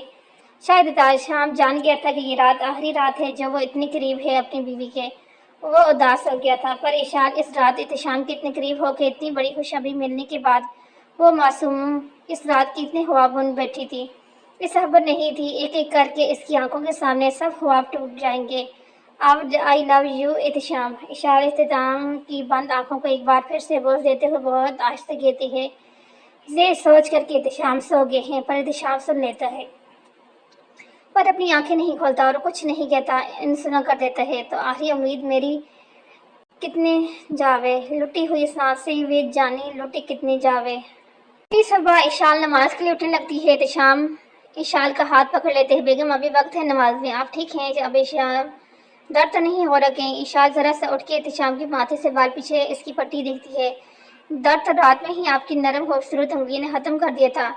इशाल शर्म के फिर से उठने की कोशिश करती है, पर एहतिशाम नहीं उठने देता। एहतिशाम सर वो बाहर ओह सवारी रूम के दरवाजे से ही जैसे ही कोई अंदर आता है, इशाल अपना चेहरा पूरी तरह छुपा लेती है। एहतिशाम के गले लग के और एहतिशाम पास पड़ी ब्लैकेट से इशाल को और इसके सारे वजूद को छुपा देते हैं। ये क्या घटिया हरकत है? तुम्हारी जरूरत कैसे है मेरी कमरे में बिना इजाज़त के आने की? एहतिशाम गुस्से से उठ जाते हैं और अपने मुलाजिम को बुरी तरह जलील करते हैं। दफ़ा हो जाओ, अगर फिर कभी बिना इजाज़त मेरे कमरे में आया तो इससे मैं निकाल दूंगा नौकरी से। एहतिशाम बाहर रूम से जाकर कार सब नौकरों को बहुत सुनाने लग जाते हैं और इशाल जल्दी से अपना दुपट्टा लेकर वॉशरूम में चली जाती है। 2 दिन बाद सब बहुत अच्छे से जा रहा था। इशाल को मौका नहीं मिल रहा था कि वह एहतिशाम को आने वाले नन्हे मेहमान को बता सके। हर दिन खुशी का समा था। एहतिशाम के जख्म बढ़ रहे थे। वह सब वक्त घर पर होता और इशाल की कोशिश यही होती कि शाम मुकम्मल बेड रेस्ट करे। सर, ये आपके लिए। एहतिशाम को वही वफादार मुलाजिम जिसकी नज़र पहले दिन से इशाल पे थी, वो एहतिशाम को चलने के लिए एक बैसाखी ला कर देते हैं। इससे पहले कि एहतिशाम इसे पकड़े, इशाल इसे पकड़कर फेंक देती है। बेगम, एहतिशाम मेरी जान, खुदा न करे आपको कभी इन बैसाखियों की ज़रूरत पड़े। इशाल बहुत जज्बाती हो जाती है। बेगम, क्या कहा भी? मैंने कहा अल्लाह न करे। नहीं बेगम, इससे पहले। एहतिशाम, मैंने कहा मेरी जान। इशाल चुप हो जाती है, शर्मा जाती है। हाय बेगम, मुलाजिम के सामने ऐसे कह के अब शर्माए मत। एहतिशाम बिना सहारे के बढ़ता है इशाल की तरफ। इससे पहले कि वो फिर लड़खड़ाए, इशाल एहतिशाम को कंधे से पकड़ लेती है। जब तक मैं हूँ आपको कभी इन साखियों की या किसी और की ज़रूरत नहीं पड़ेगी। एहतिशाम को कुर्सी पर बैठ के जल्दी से किचन की तरफ भाग जाती है और कुछ देर में सूप बना के ले आती है। एहतिशाम और मुलाजिम सब शॉकेट होकर इशाल की तरफ देखते हैं। 2 हफ्ते बाद। आज एहतिशाम को बता दूंगी समन, मैं आज सच में एहतिशाम को बता दूंगी। इशाल कमरे में यहाँ से वहाँ चक्कर लगाए खुद से बातें करती रहती है। हर रोज़ इसकी सर से फ़ोन पर बात होती रहती थी। हारून अभी भी नाराज़ थी इससे। वो चाहती थी सब गलतफहमियाँ दूर हो जाएं, पर इसे मौका नहीं मिल रहा था घर जाने का। एहतिशाम अब पूरी तरह ठीक था, या फिर ये कहें कि पूरी तरह तैयार था इशाल को बर्बाद करने के लिए। यहाँ इशाल इसके लिए एक सरप्राइज़ लेकर बैठी थी, वहाँ वह एक सरप्राइज़ तैयार कर रहा था इशाल के लिए। देखना यह था कौन किसके सरप्राइज़ पर सरप्राइज़ जोड़ता है। सब ठीक है, अब ये आखिरी शाम होगी इशाल मीडियम अपनी इस ऐयाश की लाड प्यार की ज़िंदगी में, क्योंकि कल की सुबह इसकी इतनी रोशनदार नहीं होगी, इस पर साया नहीं होगा अपने माँ बाप के लाड प्यार का। रोएगी वो इस वक्त को जब इसने समन का एक्सीडेंट करवाया। सिर्फ इसके صرف ان دھڑکنوں کے لیے جو اب اس کے پاس بھی نہیں رہیں گی۔ تمہیں اور تڑپانا ہوگا اشال، ابھی شروعات ہے۔ اور احتشام اشال کی کال کو ریجیکٹ کر دیتا ہے۔ چودھری ہاؤس۔ اشال بھاگتے ہوئے اندر داخل ہوتی ہے جہاں سب لوگ موجود ہوتے ہیں، پر اشال کی نظر احتشام پر پڑتی ہے جو اس طرح بے جان پتھر بن کے بیٹھا تھا۔ آپ یہاں تھے اور میں گھر میں آپ کا انتظار کر رہی تھی، آپ ٹھیک ہیں؟ اشال بہت پیار سے احتشام کا ہاتھ پکڑ کر پوچھتی ہے، پر احتشام اشال کا ہاتھ جھٹک دیتے۔ ہاتھ مت لگاؤ مجھے اشال۔ پر احتشام اشال ہارون صاحب کی روبدار آواز پورے گھر میں گونجتی ہے۔ جی بابا، کیا رشتے ہے تمہارا حماد کے ساتھ؟ کیا مطلب بابا؟ آپ جانتے ہیں بھی ہیں آپ اپنی بیٹی کا نام کسی غیر محرم سے جوڑ رہے ہیں؟ اشال اپنے خواص پر قابو رکھتے ہوئے پوچھتی ہے۔ اشال، اب تمہیں ڈرنے کی ضرورت نہیں، میں تمہارے ساتھ ہوں۔ حماد نہ ڈر ہو کے بولتا ہے اور اشال وہی انجان سب سن رہی ہوتی ہے۔ حماد بھائی، آپ ہوش میں تو ہیں؟ اشال، ہوش میں تو میں اب آیا ہوں۔ ہم دونوں اب اور دھوکہ نہیں دے سکتے، تمہاری سانس نے ہمیں ویسے بھی رنگے ہاتھ پکڑ لیا تھا۔ احتشام کا جھوٹ پر جھوٹ سب سن رہے تھے، یقین کر رہے تھے۔ اشال اپنوں کی ہوتے ہوئے بھی اکیلی تھی۔ بابا، یہ حماد بھائی جھوٹ بول رہے ہیں، اور میری ماں بھی، میں بھی، میرے گھر کے ملازم بھی، جو گواہ ہیں تمہاری بدکاری کے۔ احتشام کی باریک غصے بھری گونج آواز اشال سن کے دمغما جاتی ہے۔ بابا، آپ کی بیٹی، آپ کے خون ایسا نہیں ہے، پلیز بابا۔ احتشام کو نسرین آنٹی کو غلط فہمی ہوئی ہوگی بابا، یہی افسوس ہے اشال کہ میرا خون نہیں ہارون۔ سرش چلاتی ہے، پر ہارون نہیں چپ ہو جاتے ہیں، اور یہ تلخ حقیقت بھی آج کے دن اشال پر ظاہر ہو جاتی ہے۔ کیا کہا بابا آپ نے؟ یہی کہ تم ہمارا خون نہیں، یہی کہ تم میری بیٹی نہیں بن سکی، یہی کہ ہماری آنکھوں کے نیچے تم گھر کے ڈرائیور کے ساتھ۔ اشال، تم نے میرا سر شرم سے جھکا دیا، تم نے ثابت کر دیا تم میرا خون نہیں۔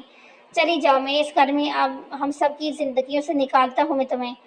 گہری خاموشی چھا جاتی ہے۔ احتشام کی نظر اشال پر تھی، وہ خود بھی نہیں جانتا تھا اور اس وقت یہ صدائی اشال کو بری طرح مار دے گی، پر کچھ نہیں کہتا۔ وہ یہ ساری محفل تو خود اسی نے سجائی تھی۔ آپ جھوٹ کہہ رہے ہیں بابا، میں آپ کا خون ہوں، آپ کی بیٹی۔ بابا، میں ایسا کوئی گناہ نہیں کر سکتی، مجھے اللہ کا ڈر ہے۔ آپ کو مجھ پر یقین نہیں تو سمن سے پوچھ لیں۔ سمن بحثات ہے، اس کے منہ سے صرف ایک انسان کا نام نکلتا ہے جو آنکھیں بند کر کے اشال کی گواہی دے سکتی تھی۔ اشال کی اس بات پر سب عقیدہ ہو جاتے ہیں۔ اشال کی بری آواز سب کو رلا دیتی ہے۔ یہاں تماشا نہیں بناؤ، جاؤ یہاں سے، کوئی نہیں اب تمہارا یہاں۔ میں نہیں جاؤں گی، اپنے سر پر جھوٹا بدنامی کا داغ لے کر کہیں نہیں جاؤں گی۔ یہ انسان جسے عزت دی پائی بولا، یہ شخص آج اتنا اہم ہو گیا کہ مجھ پر نہیں اس پر بھروسہ کیا جا رہا ہے۔ رحیم چاچا کہاں ہے؟ اشال بھاگتے ہوئے باہر سرورنٹ کوارٹر تک آتی ہے اور زور زور سے دروازہ بجاتی ہے۔ حماد اور احتشام پیچھے کھڑے رہتے ہیں۔ اشال اتنے غصے میں ہوتی ہے۔ اشال، بیٹا سب ٹھیک ہے اس وقت؟ رحیم چاچا، میری دو باتوں کو جواب دیجیے۔ آپ کو اس گھر نے چھت اور عزت دی، بدلے میں آپ نے کیا دیا؟ بیٹا کیا ہوا؟ کلثوم، پانی لاؤ۔ اشال پانی کا گلاس نیچے پھینک دیتی ہے۔ اندر آپ کے بیٹے نے مجھ پر، میرے کردار پر اتنے الزام لگا دیے ہیں کہ مجھے اپنے گھر والوں کی نظروں میں گرا دیا ہے۔ کیا آپ کی بیٹیاں نہیں؟ کیا ڈر نہیں خدا کا؟ اور تم حماد، تم جیسے گھٹیا انسان، غریب لوگ انسان اور عزت کی قابل نہیں ہوتے۔ دفعہ جاؤ ہمارے گھر سے۔ تم کون ہوتی ہو یہاں سے؟ تم جاؤ گی ہی، تم اس گھر کی کچھ بھی نہیں۔ ہارون اشال کا ہاتھ پکڑ کے اسے گیٹ تک لے آتا ہے اور باہر دھکا دے دیتا ہے، اس سے پہلے کہ اشال نیچے گرتی ڈرتے ہوئے اپنے پیٹ پر ہاتھ رکھ لیتی ہے، پر احتشام اسے تھام لیتے ہیں، اسے نیچے نہیں گرنے دیتا۔ ہارون دروازہ بند کروا دیتے ہیں، پر اشال چپ نہیں ہوتی، چیختے چلاتی رہتی، پر کوئی نہیں سنتا، اور احتشام روتے ہی بچوں کی طرح بھڑکتی اشال کو گاڑی میں بٹھا کر گاڑی چلا دیتا ہے۔ اشال کو واپس گھر لانا اس کا پلان نہیں تھا۔ کسی بے سہارے کی طرح وہ رات کے اندھیرے میں اپنی بیوی کو وہاں چھوڑ بھی نہیں سکتا تھا۔ وہ بیوی جس کے دامن پر سب کے سامنے الزام لگائے گئے، اور وہ دیکھتا رہا، سنتا رہا، بس اسے تو برباد کرنا تھا۔ اشال وہیں اپنے ہاتھوں میں اپنا منہ چھپائے روتی رہتی ہے۔ احتشام گاڑی سے نکل کر اندر تیز قدموں سے بڑھتا ہے، پر اشال اس کے کندھے پر ہاتھ رکھ کر اسے روک لیتی ہے۔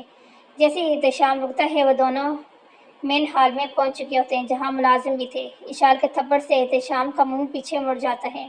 احتشام اپنا ہاتھ مضبوطی سے بند کر لیتا ہے غصے میں، اور ایک نظر اٹھا کے تمام نوکروں کو دیکھتا ہے جو اسی وقت بھاگ چل جاتے ہیں وہاں سے۔ اشال کو غصے سے دونوں کندھوں پر ہاتھ رکھ کے وہ اسے اپنی طرف کھینچتا ہے کہ اس کے ہاتھ تکلیف دیتے ہیں، پر وہ تکلیف اسے دل میں ہو رہی تھی، اس کی تکلیف سے زیادہ نہیں۔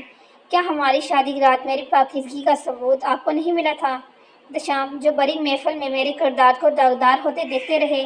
اشال کا چہرہ احتشام کے چہرے کے بہت قریب تھا، صرف اس کے نقاب کا فاصلہ تھا۔ جیسے جیسے اشال کے بلڈ لفظ احتشام کو سمجھتے آتے گئے، احتشام کی گرفت اور مضبوط ہو جاتی۔ تم جس قابل تھی تمہارے ساتھ وہی ہوا، حماد کے ساتھ تمہارے تعلقات تھے، تم جھوٹی ثابت ہوئی۔ اور پھر احتشام جھٹک دیتا ہے اسے پیچھے کی طرف۔ کون سا تعلق؟ آپ کی ہوئی احتشام؟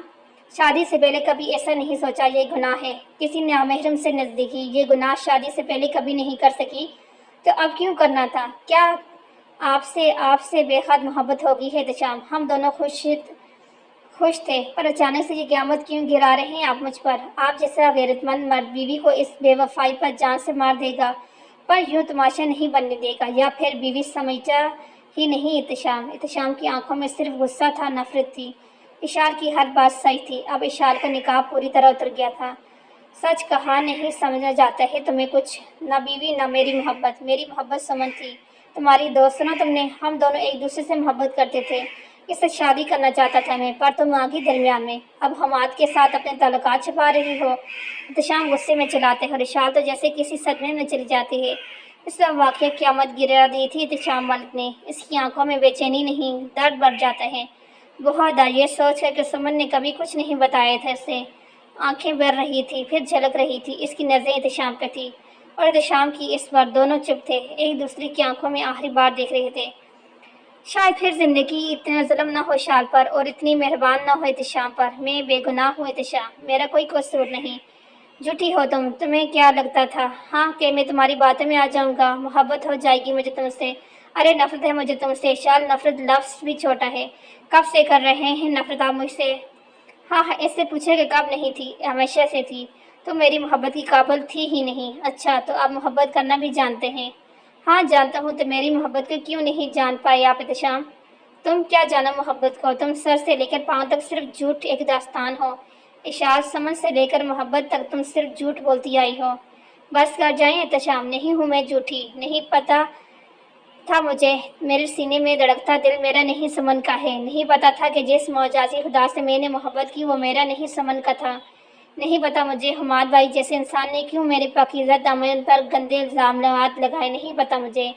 جھوٹ سب جھوٹ، خدا کی قسم اشار، اگر اب تم چپ نہ ہوئی تو میں کچھ کر گزروں گا۔ کیا کریں گے؟ میں چپ نہیں رہوں گی اشار روتے ہی احتشام کا گریبان پکڑ لیتی ہے۔ نہ میں چپ ہوں گی، نہ میری زبان بند ہوگی، آپ میری سچائی سے نہیں بھاگ سکتے، میں چلاؤں گی، بتاؤں گی، مرتے دم تک میں اپنی سچائی بتاؤں گی، میں آپ کو، اپنے گھر والوں کو، آخری دم تک۔ اشار کی زبان بند ہو جاتی ہے، اسے تو سمجھ ہی نہیں آتی، بس اتنا نظر آتا ہے اس کے مجاجی خدا کے ہاتھ میں خون سے بھرے ہوئے تھے اور اس کے منہ سے خون پانی کی طرح بہہ رہا تھا۔ اشار نیچے زمین پر گر جاتی ہے اور ساتھ احتشام کے ہاتھ میں پکڑی چھری بھی، جو کب سے احتشام ڈائننگ ٹیبل سے پکڑ لیتے ہیں۔ اسے نہیں پتا چلتا، وہ اپنے خون سے بھرے ہاتھ دیکھتا ہے اور پھر اپنی بے جان بیوی کو جو زمین پر بے جان لیٹی ہوتی ہے۔ یہ کیا کر دیا میں نے؟ آپ جائیں یہاں سے، ہم دیکھ لیں گے۔ وہ ملازم اشار کا چہرہ جیسے ہی دیکھتا ہے، سب سے پہلے وہ ملازم آگے بڑھتا ہے جو اشار پر بہت غلط نظر رکھتا ہے۔ وہ اشار کے آدھے چہرے کو دیکھ کر اس کے بال اس کے چہرے سے ہٹانے لگتے ہیں۔ احتشام سب کو پیچھے دھکیل دیتا ہے، سب دفعہ ہو جاؤ، نکل جاؤ، سب کو یہ وہاں سے نکال کر احتشام خود کو بھی اپنے اسٹڈی روم میں بند کر دیتا ہے۔ اشار وہی زمین پر اپنے ہی خون میں لت پت پڑی رہتی ہے۔ فارم ہاؤس بہت خاموش تھا، ایک دم سے بہت ٹھنڈی ہوا چلتی ہے جیسے طوفان آ گیا ہو، ایک سفید روشنی جو سب دروازے کھول کے اندر آتی ہے۔ اشار اپنی جگہ نہیں ہلتی، وہ روشنی پھر سے باہر چلی جاتی ہے اور کچھ وقت میں چودھری ہاؤس کے بند دروازوں کے باہر ہوتی ہے، پھر وہی روشنی وہاں سے مایوس دوسری طرف بڑھتی ہے۔ کچھ فاصلے پر ایک اور گھر تھا جس پر محمد بلال شیخ لکھا ہوا تھا، اشار کے ڈاکٹر بلال، سمن کے والد۔ جیسے جیسے وہ روشنی بڑھتی جاتی ہے آگے، ویسے ویسے سب گھر کے دروازے کھلتے جاتے ہیں۔ پورے گھر میں جگہ جگہ دیوار پر سمن اور اشار کی تصویریں لگی ہوتی ہیں۔ پھر وہی روشنی اوپر سیڑھی کی طرف جاتی ہے، ایک گرینڈ بیڈ گراؤنڈ کا دروازہ کھلتا ہے، کھڑکیاں بجنے لگ جاتی ہیں، بلال صاحب کی آنکھ کھل جاتی ہے، وہ یہاں وہاں دیکھتے ہیں پر کچھ نہیں آتا۔ کون ہے؟ ان کو محسوس ہو رہا تھا کسی اور کی موجودگی، اور پھر ایک فوٹو فریم گرتا ہے، بلال جلدی سے اٹھ کے اسے اٹھاتے ہیں، پر آہستہ آہستہ باقی کے فریم گرنے لگ جاتے ہیں۔ میں جانتا ہوں کوئی ہے یہاں پر، کون؟ ایک اور فریم گرتا ہے، سمن، فریم گرنا بند ہو جاتا ہے۔ سمن میری بچی کہاں ہو بیٹا، کہاں ہو، مجھے نظر کیوں نہیں آ رہی تم، کچھ ہوا ہے؟ اور پھر ایک فریم گرتا ہے جس میں صرف اشار کی تصویر ہوتی ہے، ایک اور فریم گرتا ہے، بس میری بچی، میں سمجھ گیا، اشار کو کچھ ہوا ہے۔ بیٹا تمہاری ماں ساتھ والے کمرے میں ابھی دوائی کھا کر سوئی ہے، شور سے اٹھ جائے گی۔ بلال اپنی گلاسز پہن کر دروازہ کھول دیتا ہے اور جہاں وہ روشنی جاتی ہے بلال پیچھے پیچھے جاتے ہیں۔ گاڑی سٹارٹ کر کے وہ سنسان سڑک سے کب ایک فارم ہاؤس کے باہر پہنچ جاتے ہیں انہیں پتہ نہیں چلتا، اور وہ احتشام ملک کا نام پڑھ لیتے ہیں اور گاڑی سے اتر کر اندر جاتے ہیں۔ اب کہیں وہ روشنی نہیں ہوتی، کوئی ہوا، کوئی آندھی نہیں ہوتی، ایک سٹان ہوتا ہے۔ وہاں پڑی بے جان اشال پر ان کی نظر پڑتی۔ یا اللہ، مجھے میں ہمت نہیں اپنی ایک اور جوان بیٹی کا جنازہ اٹھانے کی۔ بڑی ہمت کر کے بلال اشال کو اٹھا لیتے ہیں اور گاڑی کی طرف بڑھ جاتے ہیں۔ بڑی آنکھیں بند کر کے وہ بیک سیٹ پر اشال کو لٹا کر اس کے ماتھے پر بوس دیتے ہیں۔ میں نے بہت بڑی غلطی کر دی ہارون پر یقین کر کے، وہ لوگ ناکام ہو گئے تمہاری حفاظت کرنے میں۔ جلدی سے گاڑی کی رفتار بڑھا دیتے ہیں۔ میں تمہیں کچھ نہیں ہونے دوں گا بیٹا۔ کچھ گھنٹے گزر جاتے ہیں۔ احتشام وہیں کرسی پر بیٹھا باہر رات کی تاریکی دیکھتے رہتے ہیں، گمسم، اور دروازہ کھلتا ہے۔ احتشام سر، اشال میڈم کی حالت اب کچھ بہتر ہے پر احتشام سر جگائے اپنے خون والے ہاتھ کو دیکھتے ہیں پر احتشام پوچھتے ہیں آرام سے، پر سر وہ اب کبھی بول نہیں پائیں گی اور زمین پر گرنے سے ان کا مسکریج ہو گیا ہے۔ احتشام بہت گہرا سانس بھرتا ہے، آنکھوں سے بے تحاشا آنسو نکلتے ہیں۔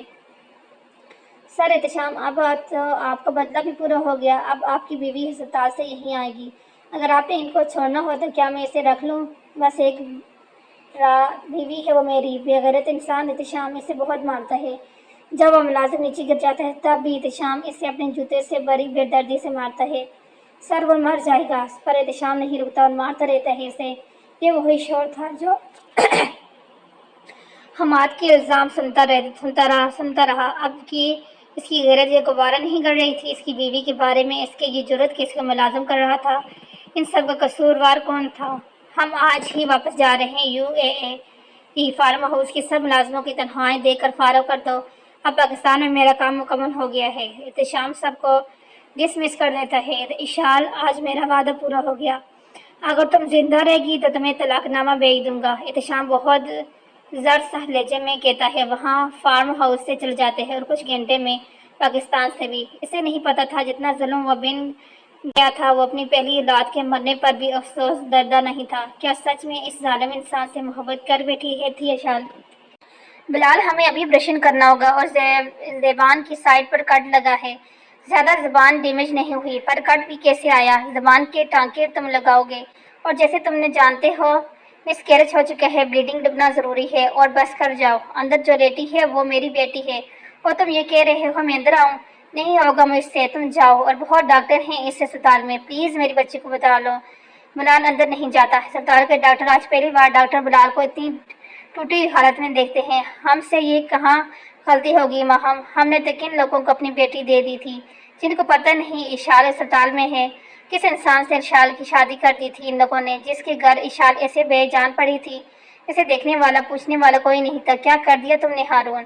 میں نے اپنے جگر کا ایک ٹکڑا تمہیں سونپا تھا، تم حفاظت نہ کر سکے۔ بلال سامنے بینچ پر بیٹھا جاتا ہے، گلاسز اتار کر پھر سے اپنے چہرہ صاف کرتے ہیں پر چہرے پھر سے بھر جاتا ہے۔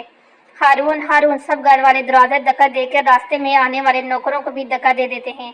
ہارون، گھر کے باقی لوگ پہلے ہی ناشتے کی میز پر ہوتے ہیں، سب اپنی جگہ اٹھ جاتے ہیں۔ اچھا، وہاں میری بیٹی موت سے لڑ رہی ہے، یہاں پکوان کھائے جا رہے ہیں، آپ لوگ تو سنگ دلی کی آخری حد پر ہیں۔ بھائی صاحب، کیا ہوا اشال کو؟ میری بچی؟ بس کریں بھابھی، بہت فکر ہو رہی ہے۔ کہاں تھے آپ لوگ جب وہ اپنی لاپرواہ شوہر کے گھر زخمی پڑی ہوئی تھی؟ کہاں تھا اس کا شوہر؟ مجھے ملنا ہے اس سے۔ کوئی جواب نہیں دیا۔ کل رات سب کے لیے بہت دکھ بھری تھی، سب ڈسٹرب تھے، کوئی بھی نہیں سو پایا تھا اور اب بھی دادی کی ڈانٹ سن کر سب کھانے کی میز پر آئے تھے۔ تمہیں کچھ نہیں پتا؟ اگر آج اشال کا شوہر یہاں نہیں تو وجہ بھی اشال خود ہے۔ اچھا، کیا وجہ ہے؟ جان سکتا ہوں میں؟ اور پھر ہارون سب اپنی زبانیں سناتے، اشال کی سانس کی شکایتیں، احتشام کی شکایتیں، حماد کی سچائی، اشال کے دھوکے، اشال کا جھوٹ، ہارون سب بتاتے ہیں۔ اب تو ہی بتا، اگر وہ میری جگہ ہوتا تو کیا کرتا؟ بلال سب سن کے کچھ قدم پیچھے ہو جاتے ہیں، بالکل چپ ہو جاتے ہیں۔ دیکھا، دکھ ہوا نا، تکلیف ہوئی نا، مجھے پتا تھا تم بھی وہی کرتے جو میں نے کیا، پر بلال ہاتھ کے اشارے سے چپ کروا دیتے ہیں ہارون کو بولنے سے۔ میں ہوتا تو اپنی بیٹی پر یقین کرتا، میں ہوتا تو اسے اپنی بیٹی کو کبھی محفل کے تماشا نہ بننے دیتا، میں ہوتا تو اپنی بیٹی کو دلاسا دیتا، میں خود گواہ بن جاتا، کیونکہ باپ یہی کرتا ہے، جب بیٹی پر حرف آ جائے باپ ڈال بن جاتے ہیں، بیٹی کو گوش میں چھپا لیتے ہیں۔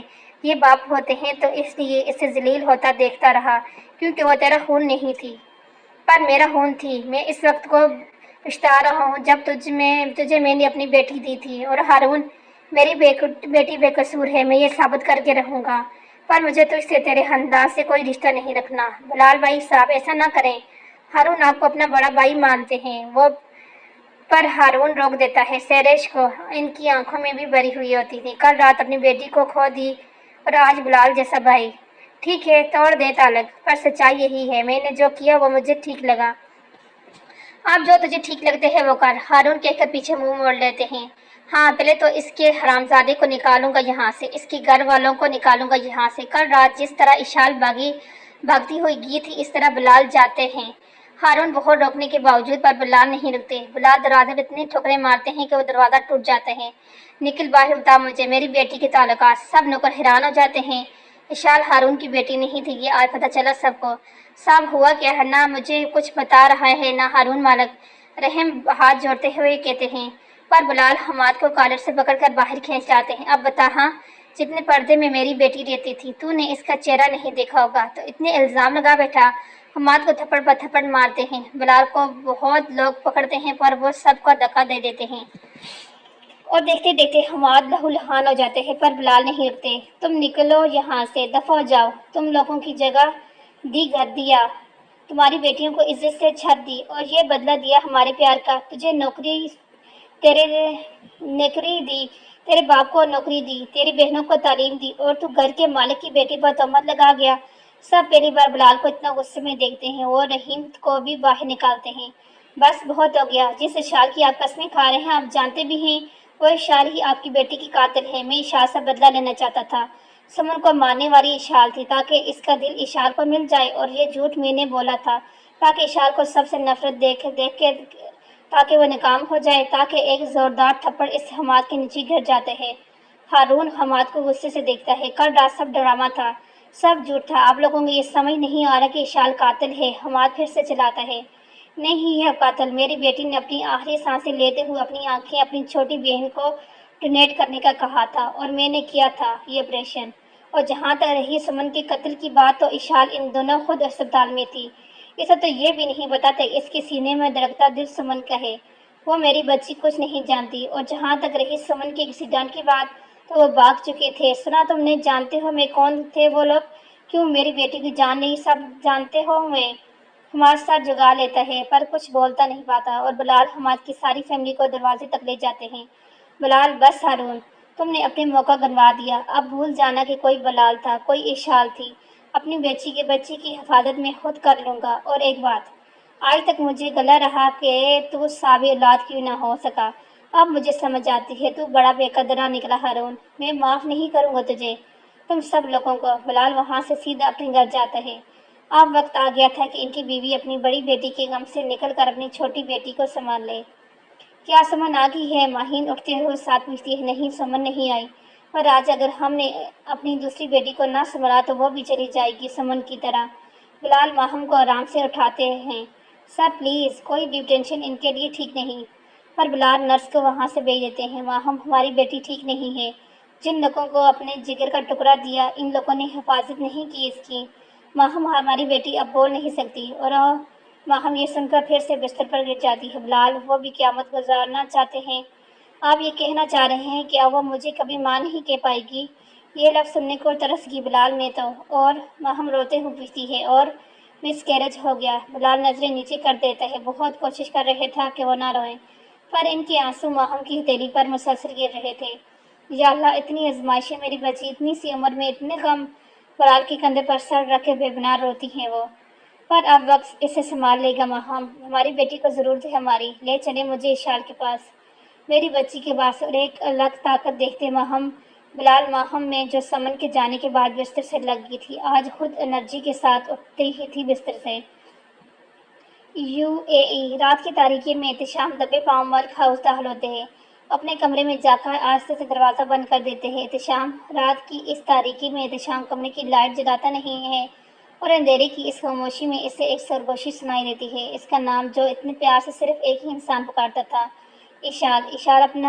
احتشام اپنا سوٹ کیس سائڈ پر رکھ دیتے ہیں۔ سمن کا بدلہ لے لیا، پر میرے دل کو سکون نہیں، اب تو مجھے بوجھ پہلے سے زیادہ ہو گیا ہے۔ احتشام اپنے دل پر ہاتھ رکھتے ہیں جہاں اسے درد ہو رہا تھا، وہ شرٹ اتار کر وہیں پھینک کر لیٹ جاتا ہے جس طرح کروٹ بدلتا تھا اسے اشار نظر آتی تھی۔ تمہیں اپنی زندگی سے نکال دیا، ارے تمہیں تمہاری زندگی سے بھی دور کر دیا میں نے اشال، اب میرے خیال سے بھی دفع ہو جاؤ، چلی جاؤ۔ اور جب احتشام سے برداشت نہیں ہو رہا تھا تو سامنے شیشے پر پاس پڑی کوئی چیز دے مارتا ہے، شیشے کرچی کرچی ہو جاتے ہیں اور اشال کی وہ چھوئی بھی کرچی کرچی ہو جاتی ہے۔ آپ میری سچائی سے نہیں بھاگ سکتے، میں چہلاؤں گی، یہ بتاؤں گی، مرتے دم تک میں اپنی سچائی بتاؤں گی، میں آپ کو، اپنے گھر والوں کو آخری دم تک۔ پھر سے وہی سرگوشیاں سنائی دیتی ہیں۔ احتشام اس سے پہلے کہ کچھ اور اٹھا کے مارے روم ڈور اوپن ہوتا ہے۔ احتشام بیٹا تم کب آئے؟ زرین حیران ہو کے پوچھتی ہے اور آگے بڑھ کر احتشام کو گلے لگا لیتی ہے۔ بس ابھی بھی آئے ہوا۔ احتشام جو پچھلے 24 گھنٹے سے ایک اذیت میں تھا زور سے اپنی ماں کو گلے لگا لیتے ہیں۔ احتشام میرے ببر شیر، زعیم کمرے میں داخل آتے ہوئے کہتے ہیں۔ ابھی تک دونوں کی نظر ٹوٹے شیشے پر نہیں پڑتی اور احتشام آگے بڑھ کر زعیم کے گلے لگ جاتے ہیں۔ جیسے ہے زعیم احتشام کی کمر پر دب بٹھاتا ہے، احتشام کی آنکھ سے ایک آنسو قطرہ نکل جاتا ہے اور زعیم احتشام کو پیچھے دیکھ کر اس کی آنکھوں میں دیکھتے ہیں جو اب بالکل صاف تھی۔ اوہ میرے خدایا، احتشام یہ کیسے ہوا؟ اور آواز سن کر ہم لوگ آئے۔ بیٹا تم ٹھیک ہو؟ چوٹ تو نہیں لگی؟ زرین احتشام کو اوپر سے نیچے تک دیکھتی ہے۔ کوئی چوٹ نہیں یا زخم، پر احتشام زرین کو بیڈ پر بٹھا دیتے ہیں اور خود اپنا سر ان کی گود میں رکھ کے وہی زمین پر بیٹھ جاتے ہیں۔ زعیم زرین کی طرف دیکھتے ہیں اور زرینہ پریشان ہو گئے احتشام کو دیکھتی ہیں۔ پہلی بار احتشام اس طرح بہیو کر رہا تھا، وہ تو فیملی پرسن تھا ہی نہیں۔ احتشام ڈسکورڈ رہا، ہمیشہ زیادہ بات نہیں کرتا تھا، بس خود پسند تھا، اور اب اس طرح بچوں جیسی زرین کی گود میں سر رکھ کے لیٹ گیا تھا۔ کچھ ہوا ہے کیا پاکستان میں؟ نہیں بابا، بس سب ٹھیک ہے، بس آپ دونوں کی بہت یاد آتی تھی۔ زعیم سرورنٹ کو بڑھا کر سب شیشے ٹکڑے صاف کروا دیتے ہیں اور خود بھی وہیں بیٹھ جاتے ہیں۔ تینوں بہت باتیں کرتے ہیں پر ایک بات پر احتشام کی آنکھیں بڑھ جاتی ہیں۔ میں تو اب اور صبر نہیں کروں گی بیٹا شام، بیٹا اب تم جلدی جلدی ادارے سے شادی کر لو، کب تمہارے بچے دادی کہہ کر بلائیں گے مجھے، میں تھک گیا ہوں ماں۔ بابا آپ دونوں بھی جا کر آرام کیجیے۔ اور احتشام پھر سے سب لائٹ بند کر دیتے ہیں۔ اسے دکھ کس بات کا تھا؟ کیوں اس کا دل بے چین تھا؟ کیوں ڈر تھا کہ ابھی پاکستان سے فون آئے گا اور اسے اشال کے مرنے کی خبر مل جائے گی؟ کیوں اسے یہ خدشہ ہو رہا تھا کہ اشال کی موت اس سے بھی ختم کر جائے گی؟ کیوں کا جواب نہیں تھا اس کے پاس۔ وہی جگہ تھی، ویسے ہی رات تاریکی تھی، اشال گمسم چل رہی تھی، پیچھے سے اس کا نام پکارتی آواز دور تک اس کا احتجاج کر رہی تھی۔ ویسے وہی جانا تھا اپنی منزل پر، ایک طویل سفر طے کرتی ہے، وہ چلتی رہتی ہے اور دور سے ہی وہ سرسبز میدان، ایک پانی کی ندی اور وہ درخت نظر آتے ہیں، پر قریب جانے پر اسے وہ نظر نہیں آتا جس کے لیے وہ اتنا لمبا سفر طے کر کے یہاں تک آتی ہے۔ وہ آنکھیں بند کیے وہی پانی میں پاؤں ڈال بیٹھتی ہے، بہت خوبصورت مناظر دیکھتی ہے، ہر طرف ہریالی، پرندوں کی چہچہاہٹ، ٹھنڈے پانی کی بہتی ہوئی ندی، کھلے میدان، ٹھنڈی تازہ ہوائیں، اور اشال وہیں سو جاتی ہے۔ کب کتنا وقت سوتی ہے؟ جب آنکھ کھلتی ہے تو اس کا سر کسی کی گود میں ہوتا ہے، کوئی اس کے بال سلا رہا ہوتا ہے، اٹھ جاتی ہے تو اپنی منزل پا لیتی ہے اپنی دوست کو دیکھ کر، پر اب وہ چپ رہتی ہے، بس سمن کے چہرہ دیکھتی ہے۔ اب اشال نہیں، سمن کا چہرہ بڑھ جاتا ہے۔ اب تو یہ بھی نہیں کہہ سکتی کہ تمہیں فاصلہ کم کرنے کی جلدی تھی، اب تو تمہیں ڈانٹ بھی نہیں پڑ سکتی، اب تو کچھ بھی نہیں کہہ سکتی، اور اشال پھر سے سمن کی گود میں سر رکھ لیتی ہے، کچھ پوچھ نہیں کہتی۔ تمہیں ماں کا خیال رکھنا ہے، تمہیں جینا ہے میری جان، اپنے لیے، امی ابو کے لیے، بہت پیار کرتے ہیں تم سے وہ۔ پر اشال کچھ نہیں کہتی، چپ رہتی ہے، اور سمن اشال کا منہ دیکھ اپنی طرف کرتی ہے۔ ہمت ہار کے مر جانا کوئی بہادری نہیں، حالات سے ڈر کر ہار جانا کوئی بہادری نہیں، تم رائے فرار نہیں لے سکتی، سنا تم نے زندہ رکھنا ہے سمن کو، اشال کو، ہم دونوں کو زندہ رکھو گی نا؟ سمن ہاتھ آگے بڑھاتی ہے تو اشال سمن کے ہاتھ پر اپنا ہاتھ رکھ دیتی ہے۔ City hospital. اشال کو اب کون یہ دو خبریں دے گا؟ آپ لوگوں کے پاس نرس بھی ہوگی، اگر اشال یہ نیوز برداشت نہ کر پائی تو اس کی آکسیجن دے دیں گے۔ بلال تم بھی بھابھی کے ساتھ اندر جاؤ، اشال کا یہ دوسرا اٹیک تھا کیا؟ بلال بہت حیران ہو جاتے ہیں۔ بلال ٹریٹمنٹ کے دوران اشال کو اٹیک آ گیا تھا اور اس وجہ سے بہت مشکل ہوئی، اشال کی حالت ابھی بھی ٹھیک نہیں، پر اسے ہوش آ گیا ہے، اس سے پہلے وہ ہائپر ہو گئی، کچھ غلط کرے آپ لوگ اسے بتا دیجیے، اور مجھے دکھ ہے بہت بلال۔ ڈاکٹر بلال کے کندھے پر ہاتھ رکھتے ہیں، دلاسا دیتے ہیں، وہاں سے چلے جاتے ہیں وہ، اور ماہم بلال کے ساتھ اندر کمرے میں داخل ہو جاتی ہے۔ اشال بیٹا इशाल की आंखें खुलती हैं पर वो चुप होती है, जैसे सब याद कर रही हो। जैसे इसे याद आता है, इसके हाथ इसके पेट पर होते हैं, वे साथ इसके होंठ खुलते हैं पर कुछ नहीं निकलता। मुझे बीच कोई लफ्ज़ ठीक से नहीं निकलता। इशाल बड़ी आंखों से महम की तरफ देखती है, फिर अपने गले पर हाथ रखकर बोलने की कोशिश करती है। जब बहुत ज़ोर लगाने की कोशिश करती है तो बिलाल इशाल का हाथ रोक देते हैं। बेटा, तुम्हारी ज़ुबान ज़ख्मी है, तुम अभी ठीक से बोल नहीं पाओगी, अभी चुप रहो प्लीज़। बिलाल के झूठ पर इशाल अपना हाथ और ज़ुबान रोक लेती है, पर फिर इशारे से कुछ कहती है। क्या बेटा? बिलाल पूछते हैं। और फिर एक न बोलने वाले लम्हा होता है जब इशाल माहम का हाथ अपने पेट पर रखकर कुछ इशारा करती है। बिलाल पीछे चले जाते हैं और माहम इशाल के कंधे पर रख लेती है। इशाल का इस तरह पूछना दोनों को तोड़ जाते हैं पूरी तरह। नहीं रहा बेटा, मिसकैरेज हो गया मेरी बच्ची। इशाल नाम में सर पर हिलाती है और देखते देखते इशाल का खुद पर काबू नहीं होता। कभी वो चिल्लाने की कोशिश करती है, कभी अपनी गला पकड़ती है, कभी अपने पेट पर हाथ रखती है। इतना रोती है अपने हाथ पर लगी ड्रिप उतार कर फेंक देती है, कभी बिलाल को पीछे धकेल देती है, कभी माहम को। और जब वो पास पड़े टेबल की चीज़ें उठाकर फेंकने लग जाती है तो बिलाल खुद नर्स से लेकर इंजेक्शन इशाल को लगा देते हैं। UAE 1 महीने बाद। ज़रा अभी मैं मसरूफ़ हूँ प्लीज़। नहीं, कल हमारी मंगनी है और आज ही ड्रिंक्स लानी है, चलो ना प्लीज़ प्लीज़। और एहतशाम उठ जाते हैं और अपना कोट पहनकर ज़ारा को बाहर तक फॉलो करता है, पर ज़ारा एहतशाम का हाथ पकड़ लेती है और दोनों शॉपिंग के लिए चले जाते हैं। मल्क हाउस को बहुत खूबसूरती से सजाया जाता है। ज़हीम मल्क के बड़े बेटे की मंगनी थी आज और हर काम खूबसूरती से सरअंजाम दिया गया था। ज़ारा खूबसूरत लिबास ज़ेबतन की एहतशाम के साथ खड़ी थी और एहतशाम हंसते मुस्कुराते लोगों के साथ बातें कर रहा था। ज़हीम खुशी खुशी एहतशाम और ज़ारा को रिंग देते हैं जो ज़ारा बहुत जल्दी पहना देती है तो सब हंसते रह जाते हैं। और अब बारी एहतशाम की थी। आपकी हूँ मैं एहतशाम, बेहद मोहब्बत होगी है आपसे एहतशाम। इशार की बातें सुनाई देती हैं तो आंखें बंद कर देते हैं। एहतशाम बेटा रिंग बनाओ, ज़हीम एहतशाम के कंधे पर हाथ रख कर कहते हैं और एहतशाम रिंग बना देते हैं ज़ारा को। हर तरफ खुशियाँ थी। एहतशाम ज़ारा के मुस्कुराते चेहरे की तरफ देखते हैं। आज के दिन इसे सुमन की याद आनी चाहिए थी, पर इशार क्यों याद आती है? इसे 1 महीने में एक बार भी सुमन की याद नहीं आई थी। इसे 1 महीना हो गया, एक तूफान आया और चला गया। इशार बिलाल हाउस की छत पर खड़ी थी। माहम चाय के कप लेकर आती है और इशार के साथ खड़ी हो जाती है। मामा, इशार के लफ्ज़ समझ नहीं आते थे। बेटा मैं समझी नहीं। और इशार अपने सामने रखी डायरी को खोलकर कुछ लिखकर माहम को सामने रखती है, जिसमें लफ्ज़ लिखा होते हैं जैसे माहम सुनने को तरसती थी। माँ मेरी बच्ची। माहम इशार को गले लगा लेती है और डायरी ओपन और फिर नीचे गिर जाते हैं और इस डायरी के सफ़े बिखर जाते हैं। दूर एक कोने पर एक सफ़ा जिस पर इशार ने अपने दिल खोल के लिख दिया था। इस दिन अपने इस बाग के फूलों को बचा लिया था, इसके पाँव के जूते से, पर खुद को न बचा पाई, अपने दिल को न बचा पाई, अपने फूल को न बचा पाई। इस संग दिल से कौन बदनसीब होगी जो 3 महीनों के इस छोटे से अरसे में गुजर गई होगी? कौन होगा मुझ जैसा जिसे अब खुद से राय फरार चाहिए?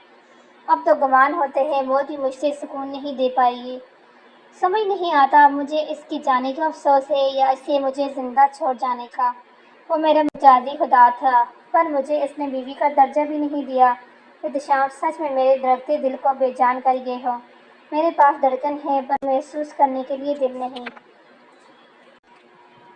आज 1 महीना हो गया था इशाल को बिलाल यहाँ ले आए थे। अभी तक इशाल ने अपनी फैमिली और अपने शौहर को भी नहीं पूछा था और बिलाल माहम दोनों ने पूछा भी बंद नहीं था। इशाल को आज भी वो दिन याद है जब बिलाल ने इशाल को अपनी बेटी कहा था और सब बताया था किस तरह इशाल को इस दिन अस्पताल में संभाला था। टूटी ही इशाल को आज इशाल अपने कमरे में थी जो बचपन से इशाल के लिए था। इस कमरे में इसकी सालगिरह का हर तोहफा मौजूद था। जिस तरह सुमन का रूम था इसी तरह इशाल का भी, बिना किसी फ़र्क के। इशाल को वह शाम याद है जब इशाल ने एक कागज़ और पेन मांगा था। तब से अब तक ये कागज़ और पेन इसकी ज़बान बन गए थे। इशाल लंबा गहरा सांस भरती है और इस कमरे का दरवाज़ा खोलती है जो इसके दोस्त ही नहीं, इसकी बड़ी बहन का भी कमरा था। सुमन के जाने के बाद इशाल फिर बिलाल हाउस नहीं आई थी। यही वजह थी कि माहम और बीमार हो गई थी। इशाल दरवाज़ा खोल के अंदर चली जाती है। सुमन के साथ गुजारी यादगार लम्हात इसे इस रूम के कोने कोने से नजर आते हैं। अच्छा सुमन साहिबा, बस अब तो आप बड़ी बहन जी से डांट रही हैं जनाब। अच्छा, जब बड़ी बहन हूँ तो इसी तरह डांटूंगी ना? है बड़ी बहन? हाँ ना, मैं तुमसे बड़ी हूँ और ये छोटे बच्चों की तरह जो रोती आ जाती हो ना, तो मुझे ही चुप करवाना पड़ते हैं, बड़ी बहन की तरह। इशार फिर नजरें उठाकर इन दोनों के फोटो फ्रेम को देखती है और फिर जल्दी से कागज पर कुछ लिखकर समन के फोटो के सामने करती है। अब मैडम तुम कह कर बुलाओ या आप कह कर कागज पर लिख के बात करूं या इसे नजरों से, या धड़कनों धड़कन तुम समझ जाओगी। इशार गुस्से में कागज पेन वहीं फेंक कर वहीं बैठ जाती है और ये बातें इशार खुद से करती है, समन की तस्वीर को देखते हुए, रोते हुए खाली हाथ। एक फैमिली ने इसे छोड़ दिया, ठुकरा दिया, पर दूसरी फैमिली ने अपना लिया। पर वो कमी क्या कहा जो इसकी शोर, इसकी बच्ची के जाने से इसके अंदर आग खा रही थी। तुम क्या सच में मोहब्बत करती थी एहतिशाम से? मोहब्बत क्यों नहीं बताया? क्यों मेरे सीने में मेरा नहीं तुम्हारा दिल है समन? क्यों मुझे पर तुम्हें मारने का इल्जाम लगाया? मैं तो मर जाने क्यों तैयार हूँ कि तुम जिंदा हो जाओ। क्यों क्यों किस बात का जवाब नहीं है यार मेरे पास। इशार रोती वहीं बैठ जाती है। जमीन पर साइड टेबल पर रखी तस्वीर इशार उठा के अपने सीने से लगा लेती है। इशार बिलाल जल्दी से अंदर आते हैं इशार को और वो हर रोज टूटते बिखरते देख रहे थे। बस बेटा बहुत रो दिया मेरी बच्ची ने, अब मैं हूं ना बेटा। बिलाल इशार को उठाकर खड़ा करते हैं। यूएई मलिक हाउस, हम जाते हैं, शादी जल्दी हो जाए ज़हीम भाई। डाइनिंग रूम में बैठे सब चाय पीते हुए इत्तिशाम और ज़ारा की डिस्कस करने लग जाते हैं। इत्तिशाम अपनी जगह पर साकन बैठे रहते हैं और साथ ज़ारा बैठी होती है जो इत्तिशाम के हाथ पर अपना हाथ रख देती है, जैसे इत्तिशाम पीछे कर देता है और गुस्से से ज़ारा की तरह देखते हैं। इस सब में ज़रीन की नज़रें दोनों पर थी। जब से इत्तिशाम पाकिस्तान से आया था इसी तरह भाग रहा था वो ज़ारा से, घर के सब लोगों से खोया खोया रहता था और आज वो देख रही थी अपने बेटे को गुमसुम। वो माँ थी और इन्हें इस बात की खबर थी कि इत्तिशाम ठीक नहीं है। तो फिर बताएं ना आपा, क्या कहती हैं? इत्तिशाम तो बताओ बेटा। ज़रीन इत्तिशाम की आंखों में देखती है।